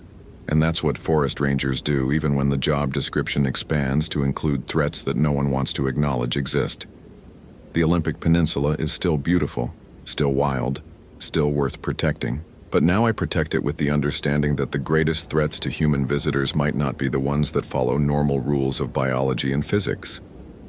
And sometimes, on quiet nights when I'm doing paperwork in the ranger station, I hear voices calling from the woods. Voices asking for help. Voices that sound like people I know.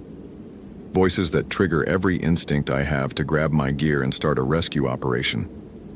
But now I know to verify the source before I respond. Now I know to check with dispatch before I follow voices into the wilderness.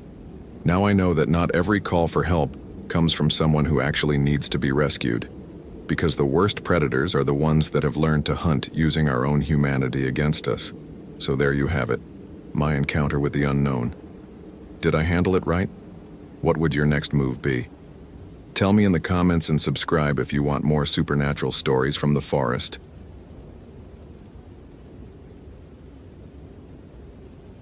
My name is Jonathan Rivers, and in my 17 years as a ranger at Olympic National Park, I thought I'd seen everything. Bodies of climbers who fell from cliffs, remains of campers lost for weeks, even suicides in remote forest locations.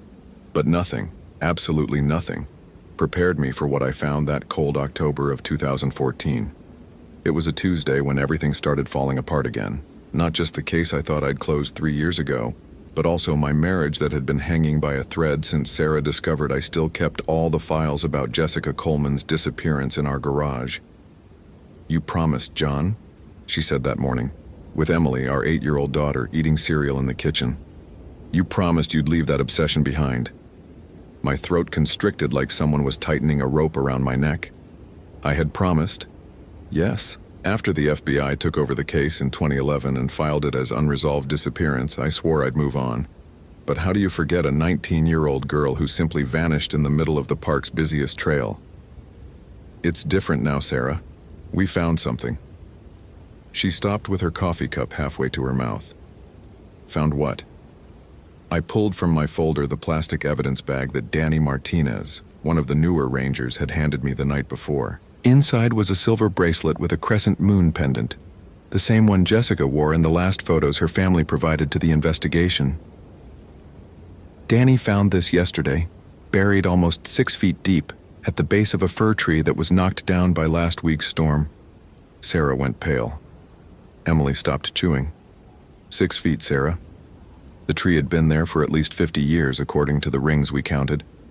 It's physically impossible for the bracelet to have gotten there after 2011. The silence in the kitchen was broken only by the sound of the refrigerator kicking on. My wife set her cup on the table with a tremor in her hands she tried to disguise. "So, what does that mean?" "It means maybe Jessica was there long before she officially disappeared, or..." I stopped, because the other possibility was even more disturbing. Or someone buried the bracelet deliberately for it to be found. Emily dropped her spoon. "Daddy, why would someone do that?" I knelt beside her chair, feeling the familiar weight of my Glock 40 in its holster, the bronze badge cold against my chest. "I don't know, sweetheart, but Daddy's going to find out." Sarah pulled me into the hallway away from Emily. "John, please, don't do this again." Her eyes were red, as if she'd spent the night awake. "Last time it almost cost us our marriage. You became obsessed, couldn't sleep, barely talked to us." I knew she was right. During the 2 years of active investigation, I had transformed into a shadow version of myself, compulsively checking GPS coordinates, redoing the same trails dozens of times, questioning tourists until they complained to park management. But looking at that bracelet, I could feel the familiar tingling at the base of my neck that I always felt when something wasn't right in the forest. It was the same sensation that had saved me 3 years earlier, when a grizzly bear had been silently stalking me for over an hour. And it was the same sensation I'd ignored the day Jessica Coleman disappeared.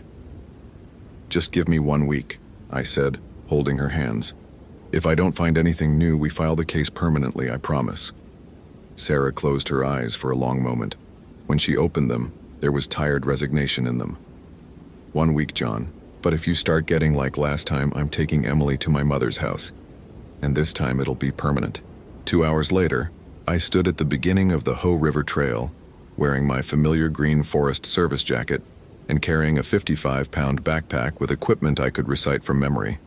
Motorola GP340 radio, Garmin eTrex GPS, first aid kit, 3 liters of water, energy bars, streamlight flashlight, climbing ropes, and an improvised forensic kit I'd assembled with plastic bags, gloves, and a small folding shovel. The October air carried the penetrating smell of decomposing leaves mixed with the resinous aroma of Douglas firs that dominated this part of the forest.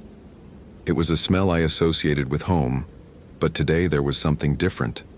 an underlying odor that my veteran ranger mind couldn't identify. Metallic, almost organic. Danny Martinez met me at the checkpoint, his young face tense with a mixture of anxiety and excitement. "Chief, I was thinking all night about that bracelet," he said, consulting a small notebook. "There's something I can't get out of my head." "Shoot." When I was digging around the fallen tree to see if there were more things buried, I found other weird stuff. He opened his backpack and pulled out another plastic bag. Small bones, lots of them, all broken in strange ways. I took the bag and examined the contents. They were bones from small animals, rabbits, squirrels, maybe some birds. But Danny was right about them being broken strangely. The fractures didn't look natural, like they were the result of predation or normal decomposition. They looked systematic. "How many did you find?" "Maybe 30, 40 bones, all within a 6-foot radius of the tree." He hesitated. "Chief, there's one more thing. I brought the metal detector as a precaution and, well, there's something big buried about 50 feet from the tree. Pretty deep. The detector almost went crazy when it passed over it." I felt my muscles tense involuntarily. In 17 years tracking lost people in these forests, I'd learned to trust instincts, and my instincts were screaming that something was deeply wrong. "Did you mark the location?" "Yes, sir. Coordinates 47.8606 degree N, 123.9348 degree W. It's right in the middle of the area where Jessica's family said she was going to camp." We checked our radios. Channel 16, frequency 151, 955 millihertz. Estimated range of 5 miles in this mountainous topography. Standard protocol for dual search operations. I tried calling base to report our position, but all I got was static cut by a sharp noise that made my teeth ache. "Strange interference," I muttered, adjusting the frequency. "Must be that solar storm the weather guys mentioned." We began the hike on the trail I knew better than the lines of my own hand. Jessica Coleman had disappeared at mile marker 6. 3 of the Hoh River Trail, in an area called 5 Mile Island, a small elevation surrounded by branches of the Hoh River that divided into multiple channels. It was a popular camping spot because it offered abundant fresh water and natural protection from winds. As we walked, I noticed the forest was strangely quiet. Normally, this trail vibrated with the sounds of at least 20 different bird species, squirrels running between trees, and the occasional distant call of an elk. Today, only the sound of our footsteps breaking small branches and the whisper of wind in the treetops. "Chief," Danny said after 40 minutes of walking, "did you notice we haven't seen any animals yet?" I had noticed, and I'd also noticed that my mouth was getting progressively drier, despite having drunk water regularly. It was a reaction I recognized from my time in Afghanistan, before becoming a ranger. My body preparing for conflict even when my rational mind hadn't yet identified the threat. When we reached the coordinates Danny had marked, the first thing I noticed was the smell. That metallic organic odor I'd detected subtly at the beginning of the trail was now much stronger. It wasn't the smell of dead animals. I knew that odor well. It was something different, something cleaner, more artificial. "There." Danny pointed to an area where the ground seemed to have been recently disturbed, despite the layer of leaves someone had obviously spread to disguise it. "That's where the metal detector went crazy." I pulled the folding shovel from my backpack and started digging. The earth was strangely soft, as if it had been turned recently, and after just 8 inches, my shovel hit something that definitely wasn't rock. Metal, cold and smooth. "Danny, come help me here." We worked for almost an hour, carefully digging around the metal object. As more earth was removed, we realized it wasn't just an object. It was a structure. A military green painted metal hatch with an iron wheel for opening and a small reinforced glass viewport. "What the hell?" Danny murmured, wiping sweat from his forehead despite the October cold. I used my flashlight to illuminate through the viewport. The glass was fogged from inside, but I could make out what appeared to be a narrow corridor descending toward the depths of the earth. "Chief, this looks military. Like Cold War stuff. He was right. I'd seen similar installations during my army training. Underground bunkers built during the nuclear paranoia of the 50s and 60s. But what would a military bunker be doing in the middle of Olympic National Park? And why didn't anyone in the official park records mention its existence? I tried the radio again. Just static. Danny, let's go back. We need to report this and come back with a bigger team. But Chief, what if Jessica's down there? What if... Safety protocol always comes first, I said. But even as I spoke, I knew we weren't leaving this place. Not today. There was something in that bunker that was connected to Jessica Coleman's disappearance. And after 3 years of sleepless nights and nightmares, I finally had a real lead. I gripped the iron wheel of the hatch. It was surprisingly well lubricated for something supposedly buried for decades. Just a quick look, I said, more to myself than to Danny. 5 minutes and we're out. The wheel turned easily, emitting only a slight metallic click. The hatch opened with a soft hiss as if there were equalized pressure between interior and exterior. And that's when the smell hit us. It wasn't decomposition. It was formaldehyde, preservation chemicals, and something else that made my stomach turn instantly. The sweet, sickening smell of blood that had been cleaned repeatedly but never completely removed. Danny stepped back, covering his nose and mouth with his jacket sleeve. Jesus Christ, Chief, what is that? My peripheral vision had narrowed to a tunnel, the way it always did when adrenaline flooded my system.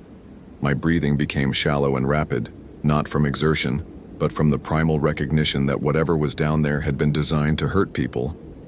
Danny, we need to... A sound echoed from the depths of the bunker, not mechanical, not natural.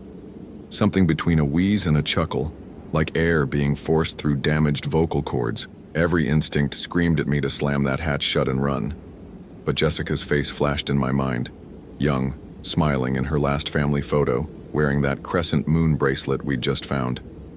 If there was even a chance she was down there, alive or dead, I couldn't walk away. Stay close, I whispered, pulling out my streamlight and checking my sidearm. And if I say run, you run. Don't look back. The metal ladder leading down was slick with condensation that felt too warm for underground. Each rung echoed with a hollow clang that seemed to reverberate much deeper than the visible corridor suggested. My flashlight beam revealed concrete walls stained with dark streaks that my mind didn't want to identify. The corridor was exactly 6 feet wide and 8 feet tall, military standard dimensions for personnel movement. But the walls were wrong. Instead of the bare concrete I expected, they were lined with what looked like medical observation windows, small rectangular panes of reinforced glass, each about 2 feet by 1 foot, spaced every 10 feet along both sides. Chief, Danny's voice was barely a whisper behind me. There's something behind those windows. I directed my beam to the nearest window on the right. The glass was dirty, smeared with something that had dried to a brown crust. But through it, I could make out what appeared to be a small room, more like a cell. And in the corner, something pale and motionless. My mouth tasted like copper pennies. Not fear. I'd dealt with plenty of fear. This was something deeper. Recognition at a cellular level that human beings weren't meant to be in this place. Jesus, I breathed, pressing closer to the window. It was clothing. Jeans and a fleece jacket arranged in the corner as if someone had simply deflated out of them. But there were dark stains on the fabric that told a different story. Chief, look at this. Danny was examining a metal plate mounted beside the first window. It had numbers etched into it. Subject 001, collection date 08/23/2008, status terminated, collection date, not arrest date or arrival date. Collection. My hands were steady as I moved to the next window, but my legs felt disconnected from my body, like I was walking through thick water. The second cell contained what looked like camping gear scattered across the floor. A sleeping bag torn to shreds, a hiking boot with something dark dried inside it. Subject 002, collection date 11/15/2009, status experimental. I tried my radio again, knowing it was useless. The static was worse down here, punctuated by sounds that could have been voices or could have been my imagination slowly fracturing. "We need to keep moving," I said, though every fiber of my training told me to evacuate immediately. If Jessica's here, she's deeper in. The corridor continued for what felt like a quarter-mile before opening into a larger chamber. My flashlight revealed a space that belonged in a hospital, not buried under a national forest. Stainless steel tables, cabinets full of medical instruments, and in the center, something that made my throat close completely. An operating table with restraints. Fresh restraints. The leather straps were clean and well-maintained, not the cracked, dry material you'd expect from decades of abandonment. Someone had been maintaining this place. Recently. "Danny, we need to..." A sound behind us made us both freeze. Footsteps. Slow. Deliberate. Coming from the direction we'd entered. But that was impossible. We would have seen anyone following us down. I drew my weapon, the familiar weight of the Glock steadying my hands even as my heart rate spiked to what felt like 180 beats per minute. Danny fumbled for his radio, got the same useless static I'd been getting. "Is someone there?" I called out, my voice echoing strangely in the medical chamber. The footsteps stopped. Then a voice, cultured and calm, drifted from the darkness beyond my flashlight beam. "Ranger Rivers, I've been expecting you." The voice was coming from the far end of the chamber, from a doorway I hadn't noticed before. A doorway that definitely hadn't been there 30 seconds earlier. "Who are you?" I kept my weapon trained on the darkness, but whatever was speaking remained hidden. "Someone who's been collecting specimens from your beautiful forest for a very long time." Jessica Coleman was particularly interesting. Strong survival instincts. She lasted almost 3 weeks in the conditioning chamber. My vision went white around the edges. Not anger, something beyond anger. Something that bypassed rational thought entirely. "Where is she?" "Oh, she's here. She's been here all along. Would you like to see what she's become?" A spotlight flicked on from somewhere above, illuminating a glass chamber against the far wall that I swear hadn't existed moments before. Inside, suspended in some kind of clear fluid, was a human figure. Female. Young. Wearing the remains of hiking clothes. And moving. Whatever was in that tank turned its head toward us with a fluid motion that was entirely wrong for something submerged in liquid. Its eyes, Jessica's eyes, locked onto mine through the glass. They were completely aware. Danny made a sound behind me that wasn't quite a scream and wasn't quite a sob. My training took over, pushing the horror into a compartment I could deal with later. "Let her go. Now." Laughter echoed from multiple directions simultaneously, as if the bunker itself was amused. "Oh, Ranger Rivers. You misunderstand completely. She doesn't want to be let go. Do you, Jessica?"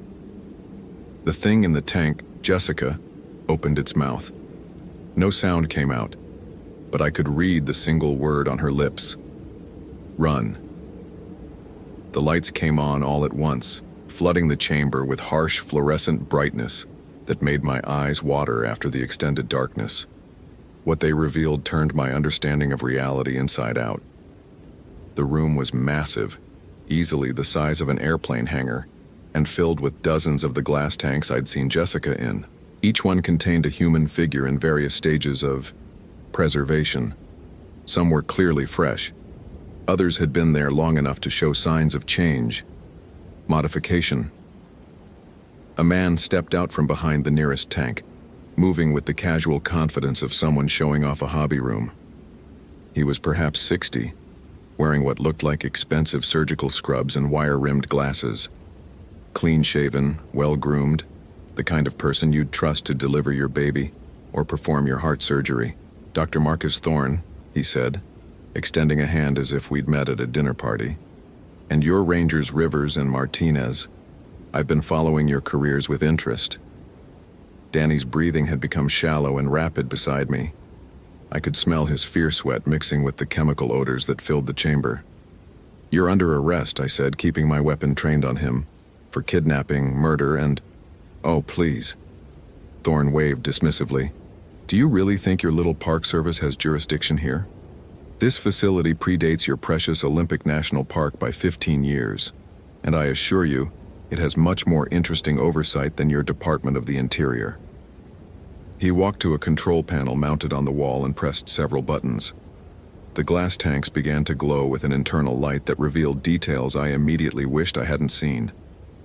The figures inside weren't just preserved, they were being modified, limbs extended with mechanical components, organs visible through translucent skin, faces that retained human features but had been enhanced with additional sensory apparatus. 27 years of research, Thorne said proudly. "Do you know how difficult it is to find suitable specimens in truly isolated conditions? Most parks have too much foot traffic, too many check-ins. But Olympic gives me hikers who disappear for weeks before anyone even files a report. I tried to process what I was seeing through my training and experience, but nothing in 17 years of law enforcement had prepared me for this." "You're insane." "Am I?" "Ranger Rivers in 1987, your government asked me to develop methods for enhancing human survival capabilities in extreme environments. Cold War thinking. What if our soldiers needed to operate in conditions that would kill normal humans? What if we could create personnel who didn't need traditional supply chains?" He gestured to the tanks like a proud father showing off his children. "The program was officially terminated in 1993, funding cut, research sealed. But I'd made too many breakthroughs to simply stop. The forest provides everything I need: isolation, subjects, and most importantly, plausible deniability for disappearances." Jessica's tank was directly in front of me. Up close, I could see that whatever was preserving her also seemed to be changing her. Her fingernails had grown into something resembling claws. Her canine teeth were noticeably longer, but her eyes, Christ, her eyes were still completely, terrifyingly human. "What did you do to her?" "Enhanced her, obviously, improved lung capacity for extended underwater operations, strengthened bone density, modified muscle fibers for superior strength and endurance. Jessica has become something far superior to what she was. She was a 19-year-old college student. She was raw material, and now she's a work of art." Danny finally found his voice. "You sick fuck." Thorne looked genuinely puzzled. "Sick? Gentlemen, I'm advancing human evolution by centuries. These specimens will be able to survive in environments that would kill baseline humans in minutes. They're the future of our species." I kept my weapon trained on him while scanning for exits. The chamber had multiple doorways, but they all seemed to lead deeper into the complex. The way we'd come in was the only path back to the surface. "The bracelet," I said. "You planted it to be found." "Of course. After so many years, I was growing curious about the quality of your search and rescue operations. Jessica was one of my finest successes, and I wanted to see if you'd demonstrate the persistence necessary for my next phase of research." "Next phase?" Thorne smiled and for the first time looked genuinely enthusiastic. "Willing subjects. The modifications are so much more successful when the specimen doesn't fight the process. I've been watching you, Ranger Rivers. Your dedication to finding lost people, your willingness to push beyond normal limits. You'd make an excellent addition to my collection." That's when I understood. This wasn't just about Jessica or about the other people in these tanks. This was about me. The entire discovery had been orchestrated to bring me here. "Danny, move toward the entrance. Slowly." But Danny wasn't there. I risked a glance backward. The chamber behind me was empty except for the tanks and their horrific contents. Danny had simply vanished. "Your partner is fine," Thorne said. "The facility has multiple redundant security systems. He's merely been relocated to a safer location while we discuss your future." A sound echoed through the chamber. Danny's voice, screaming my name from somewhere that sounded very far away. "Let him go, he's just a kid." "Oh, I will, assuming you're reasonable about your own situation. You see, Ranger Rivers, you have a choice. You can attempt to leave. Though I assure you the facility's security will prevent that, or you can stay and help me perfect the process that will save humanity."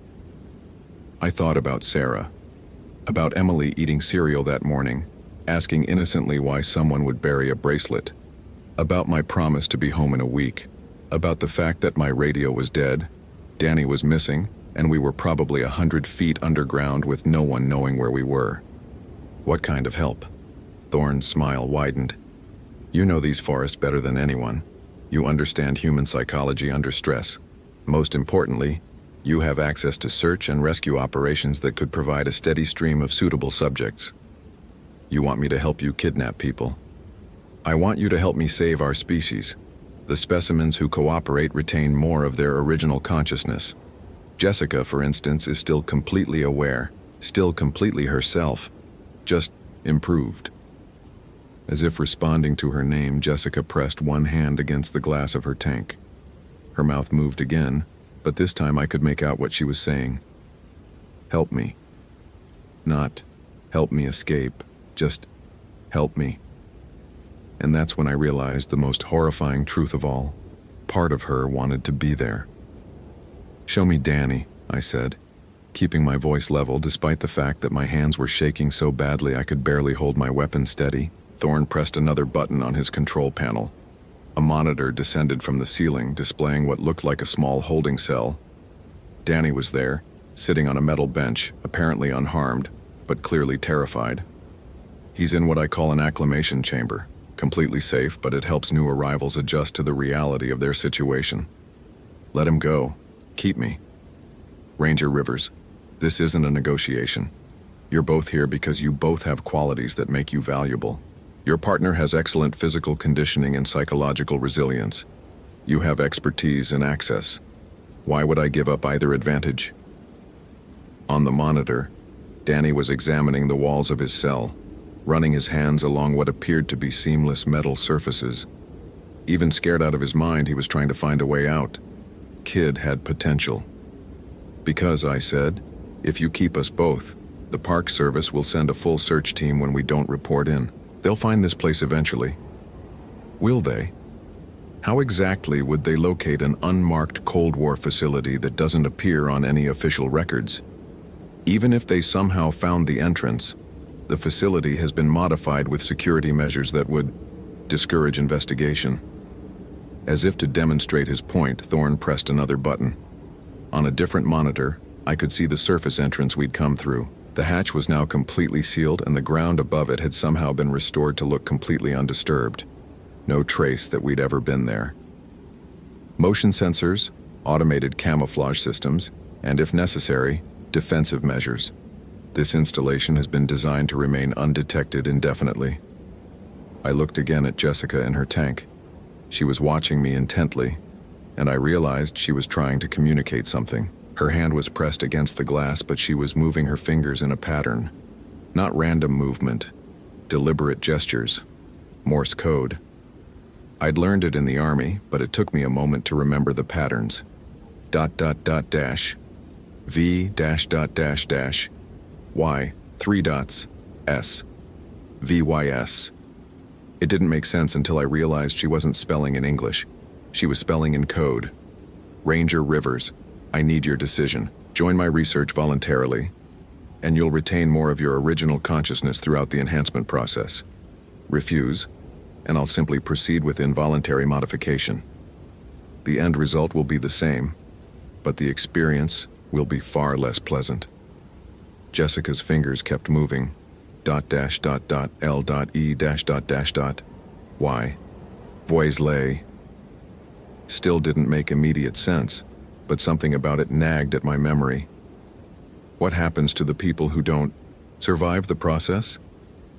Regrettable wastage, but necessary for scientific progress. Perhaps 15% of subjects experience catastrophic rejection of the modifications. Their remains are disposed of in the forest, where natural decomposition eliminates any evidence. 15%. If Thorne had been operating since the late 1980s, and if he'd been taking an average of 2 people per year, that was almost 40 people. And Jessica was just one of dozens currently in tanks. How many people have you taken? 67 successful collections over 27 years, not counting the early experimental failures, of course. 67 families who never got answers.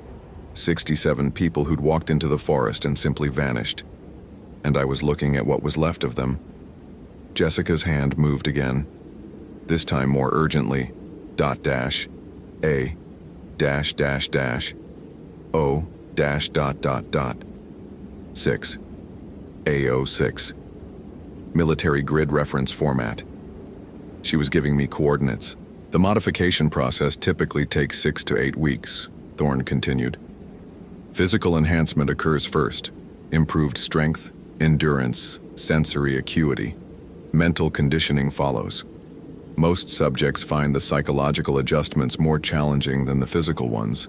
Jessica kept spelling. ..4 S Y AO6 4SY Alpha Oscar 6 4 Sierra Yankee military coordinates for something. Then it hit me. She wasn't just giving me coordinates. She was telling me how to get out. I need time to think, I said. Of course, but not too much time. The enhancement process is most successful when subjects are introduced gradually to the procedure. Prolonged stress before modification can cause complications. Thorne walked to another control panel and made some adjustments. The lighting in the chamber dimmed slightly, and a soft humming sound began emanating from the tanks. Feeding time, he explained. The preservation fluid provides all necessary nutrients, but the process requires careful monitoring. I watched as something was pumped into Jessica's tank. The fluid became slightly cloudier, and Jessica's eyes closed briefly. When they opened again, they seemed more focused, more alert. The subjects remained conscious throughout the preservation process, Thorne said. It's necessary for proper neural integration. They can hear, they can think, they can even communicate in limited ways. It's really quite fascinating. You're torturing them. I'm evolving them. Ranger Rivers in 50 years, when climate change and environmental collapse make most of the planet uninhabitable, these enhanced humans will be the only ones capable of survival. I'm not a monster, I'm a savior. I thought about Emily asking why someone would bury a bracelet, about Sarah threatening to leave if I became obsessed again, about my promise to be home in a week, about the fact that if I died down here, they'd never know what happened to me. I'll do it, I said. I'll help you, but I want guarantees. What kind of guarantees? Danny goes free. You release him somewhere in the forest, far enough away that it'll take him time to bring help, but close enough that he'll survive. And my family, they get an explanation, a body, something that gives them closure. Thorne considered this. Acceptable. Your partner will be released at the Staircase Rapids trailhead, approximately 8 hours of hiking from here. By the time he could guide a rescue team to this area, you'll be well into the enhancement process. And my family? A hiking accident. Very tragic. Body lost in the river. These things happen in the wilderness. It wasn't perfect, but it might be enough. Danny would survive. Sarah and Emily would grieve, but they'd have closure. And maybe, just maybe, Danny would remember enough details about this place to eventually lead someone back here. All right, I said. Let's do this. Thorne's smile was genuinely pleased. Excellent. You've made the right choice, Ranger Rivers. In a few weeks, you'll understand what a gift this really is. He moved toward another control panel, and I tensed, ready to make my move. Because I'd lied, of course. I had no intention of voluntarily becoming one of his experiments, but I needed him to believe I was cooperating long enough to figure out what Jessica had been trying to tell me. AO6 4SY. Military coordinates. But coordinates for what? Thorne led me through another doorway into what appeared to be a preparation chamber. Medical equipment lined the walls. IV stands, monitoring devices, surgical instruments arranged with the precision of someone who'd done this many times before. The initial phase involves sedation and preliminary scans, he explained, gesturing to what looked like an MRI machine. We need detailed baseline data before beginning the enhancement process. I nodded, trying to appear cooperative while mentally mapping the chamber. 3 exits. The way we'd come in, another door marked with a radiation symbol, and what looked like a service hatch in the ceiling. Doctor, before we start, can I see Danny? Just to make sure he's okay? Of course, Family connections are important to maintain psychological stability during the process. He activated another monitor. Danny was still in his cell, but now he was pacing, clearly agitated. He'd found something. He was holding what looked like a small piece of metal, examining it closely. "He's more resourceful than I expected," Thorne murmured. "Good specimens often are." On the screen, Danny looked directly at the camera. He held up the piece of metal and I could see it was shaped like an arrowhead.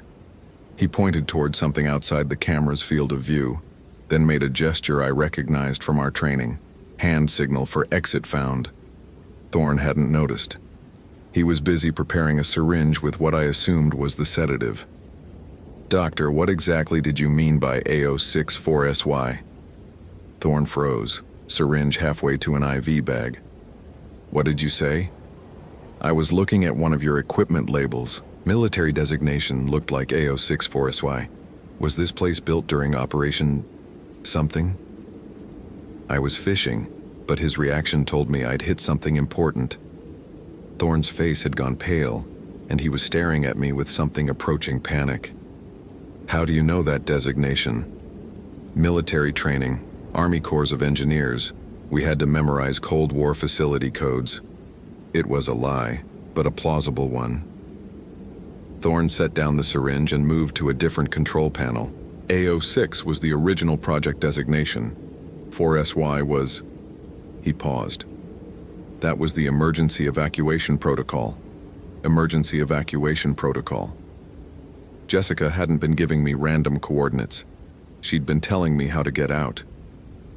"Ranger Rivers, where exactly did you see that designation?" "Equipment label near Jessica's tank." "Why? Is it important?" Thorne was typing rapidly on a keyboard. Multiple monitors came to life, showing various parts of the facility.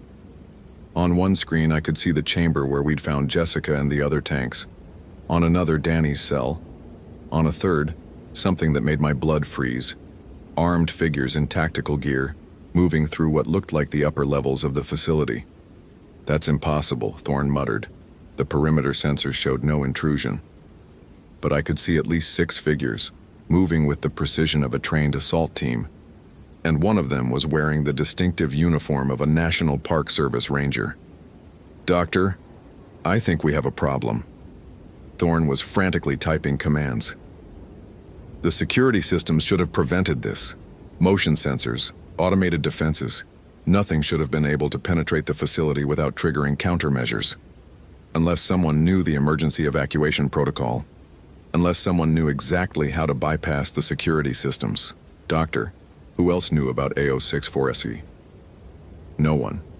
The original research team was terminated when the project was officially shut down. I'm the only survivor."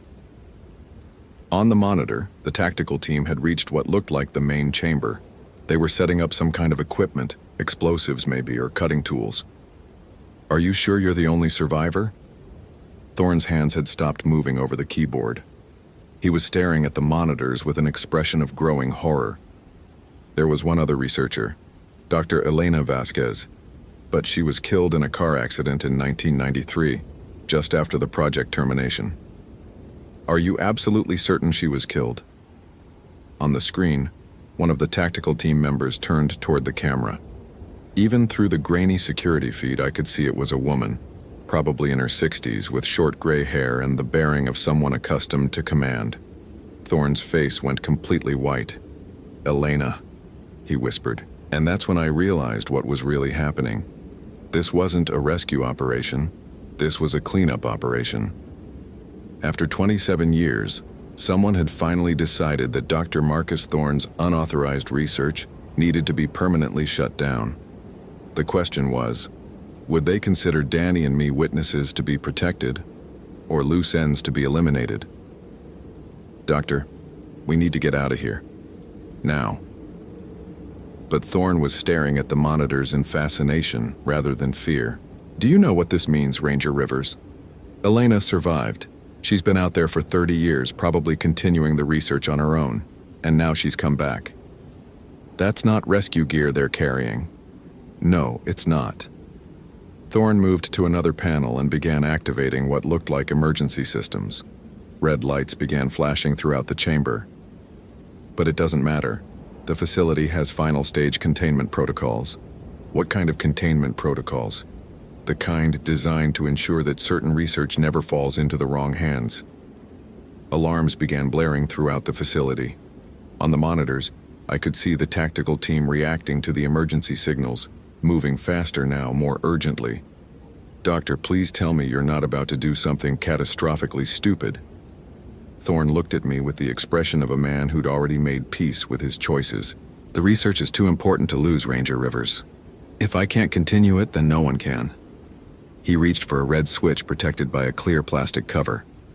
And I finally understood what Jessica had really been trying to tell me.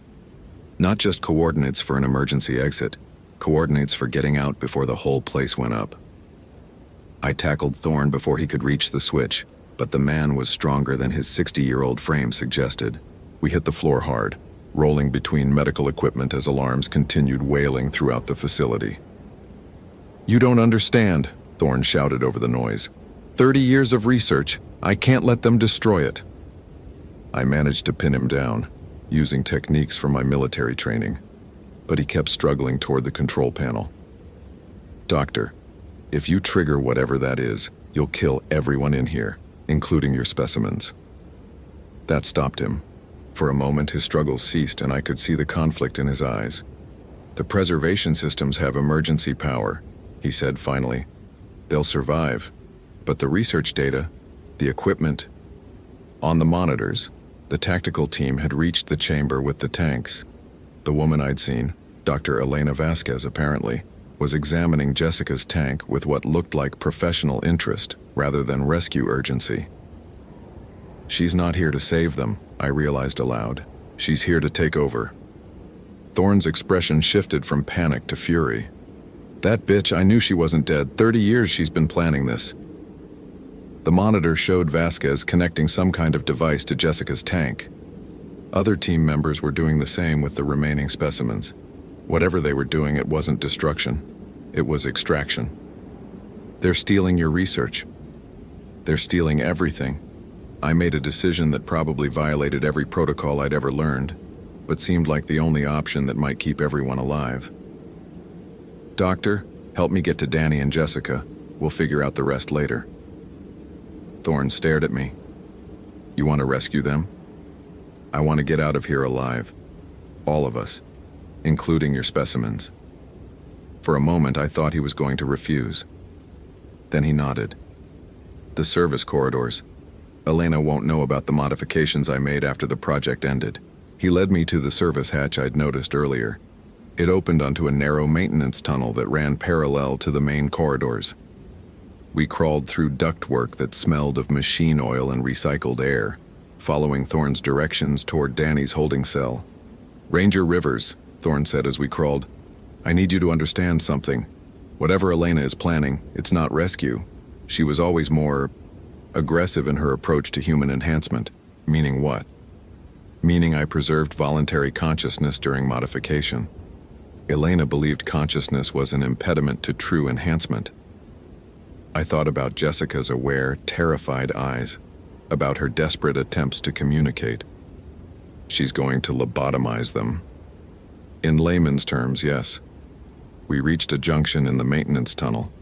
Through a ventilation grate, I could see Danny's cell. He was standing near the door holding what I now realized was a makeshift lockpick he'd fashioned from the metal piece I'd seen earlier. Thorne opened a hidden panel and pressed several buttons. Danny's cell door clicked open. "Danny," I called through the grate. "Up here." He looked around frantically until he spotted us through the ventilation grate. "Chief, what the hell is going on?" "Long story. Can you reach that grate?" Danny was tall enough to reach the ventilation opening. With some maneuvering, we managed to get him into the maintenance tunnel. "Chief, there are armed people in the facility. I saw them on a monitor in my cell." "We know. We're getting out. But first we need to..." An explosion echoed through the facility, followed by the sound of gunfire. On Thorne's portable monitor, we could see chaos in the main chamber. The tactical team was engaged in a firefight with what looked like automated defense systems. Ceiling-mounted weapons had deployed and the air was filled with smoke and debris. Elena always was impatient, Thorne muttered. But the defense systems weren't winning. One by one, the automated weapons were being destroyed by precise gunfire, and the team was still working on extracting the specimens. Doctor, how do we get to the tank chamber from here? We don't. The main corridors are blocked by the battle, but... He paused, studying his monitor. There might be another way. What kind of other way? The original excavation created several natural cave systems. I incorporated them into the facility design. There's a passage that connects to the old mine shaft about a mile west of here. That's not getting us to Jessica. No, but it's getting us out alive. Ranger Rivers, those specimens have been in preservation for years. Moving them now, without proper preparation, will kill them. I thought about Jessica's eyes, about her desperate Morse code message, about the promise I'd made to her family 3 years ago to find her. I'm not leaving her. Then you're choosing to die. Another explosion shook the facility.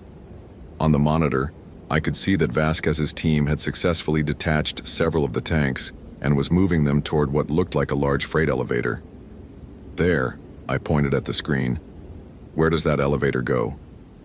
Thorne squinted at the display.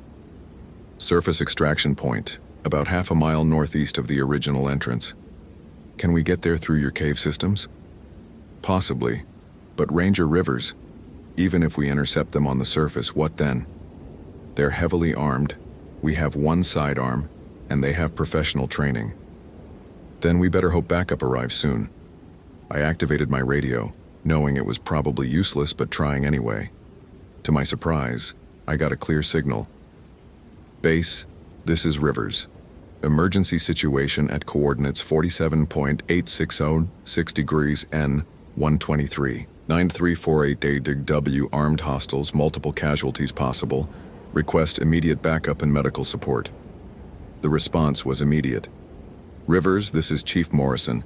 We've been trying to reach you for 6 hours. We have a full search team en route to your last known position. 6 hours. We'd been underground for 6 hours, though it felt like 20 minutes. Chief, be advised that hostiles are heavily armed and have access to military-grade equipment. Approach with extreme caution. Copy that, Rivers. ETA 20 minutes. Can you reach a safe position? I looked at Danny, then at Thorne. Working on it, Chief. Thorne was studying his monitor intently. They're moving faster than I expected. If we're going to intercept them, we need to leave now. What about the self-destruct system? Elena's probably disabled it by now. She designed most of the security protocols. Another explosion, and this time the lights flickered. Whatever battle was happening in the main facility was escalating.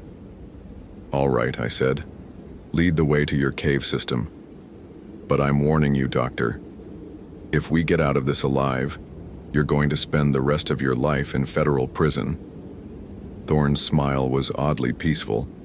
Ranger Rivers, if we get out of this alive, I'll consider that a fair trade. 6 months later, I sat in a federal courtroom in Seattle, watching Dr. Marcus Thorne accept a life sentence without the possibility of parole. The judge called his crimes an unconscionable violation of human dignity and scientific ethics. The media called it the largest serial kidnapping case in Pacific Northwest history. I called it the beginning of the end of my old world. We'd made it out of the bunker, barely. Thorne's cave system led to an old mining tunnel that emerged about 2 miles from the original entrance. By the time we reached the surface, Chief Morrison's search team was already in position. But Vasquez and her tactical team were gone, and they'd taken 12 of the preserved specimens with them, including Jessica. The FBI took over the investigation immediately. The bunker complex was sealed, the remaining specimens were transferred to a federal medical facility for evaluation, and everyone involved was sworn to secrecy under the National Security Act. Officially, Dr. Marcus Thorne was a deranged individual who'd operated independently. Unofficially, 3 different federal agencies were frantically trying to figure out who Dr. Elena Vasquez really was and where she'd taken the specimens. Danny quit the Park Service 2 weeks after our testimony. Last I heard, he was working as a wilderness guide in Montana. about as far from government oversight as he could get while still doing outdoor work. Sarah and Emily, that was more complicated. "You promised me 1 week," Sarah said the night I came home from debriefing. "It's been 8 days." I told her everything I was legally allowed to tell her, which was almost nothing. A disturbed individual, a hidden facility, a rescue operation that saved multiple lives. I couldn't tell her about the specimens, about the preservation tanks, about Jessica's aware eyes staring at me through cloudy fluid. "But you found her? You found Jessica Coleman?" "We found where she'd been taken. And we made sure it could never happen again." It wasn't exactly a lie, but it wasn't exactly the truth either. Sarah knew I was holding something back, but she also knew the expression I got when something was classified beyond my ability to discuss. "Is it over?" That was the question that kept me awake at night. Because 3 weeks after Thorne's arrest, another hiker disappeared in the North Cascades. And 2 weeks after that, a backpacker vanished in the Gifford-Pinchot National Forest. Different parks, different jurisdictions, but the same pattern. Experienced outdoors people who simply walked into the wilderness and never came out. The FBI assured me there was no connection. But I knew better, because I'd seen the look in Vasquez's eyes on that security monitor. She wasn't shutting down Thorne's research, she was expanding it. "John?" Sarah was waiting for an answer. "For us it's over," I said. "But Sarah, I need you to understand something. There are things in those forests that aren't in any ranger manual, things that official reports don't mention, and if people are going to keep disappearing, then someone needs to be watching for patterns that others might miss." 3 months later, I accepted a transfer to a new position that didn't officially exist: Special Investigations Coordinator for the Pacific Northwest Regional Office.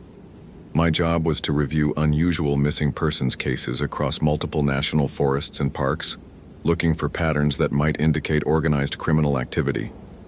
Officially, I was tracking human traffickers and drug operations that used federal lands for illegal activities. Unofficially, I was hunting for Dr. Elena Vasquez and her mobile laboratory.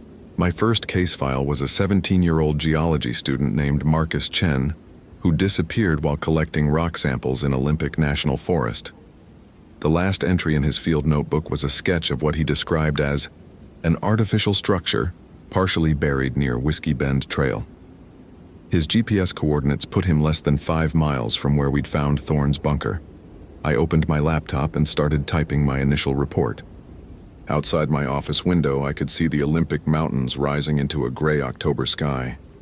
Somewhere in those forests, Elena Vasquez was continuing research that would redefine what it meant to be human.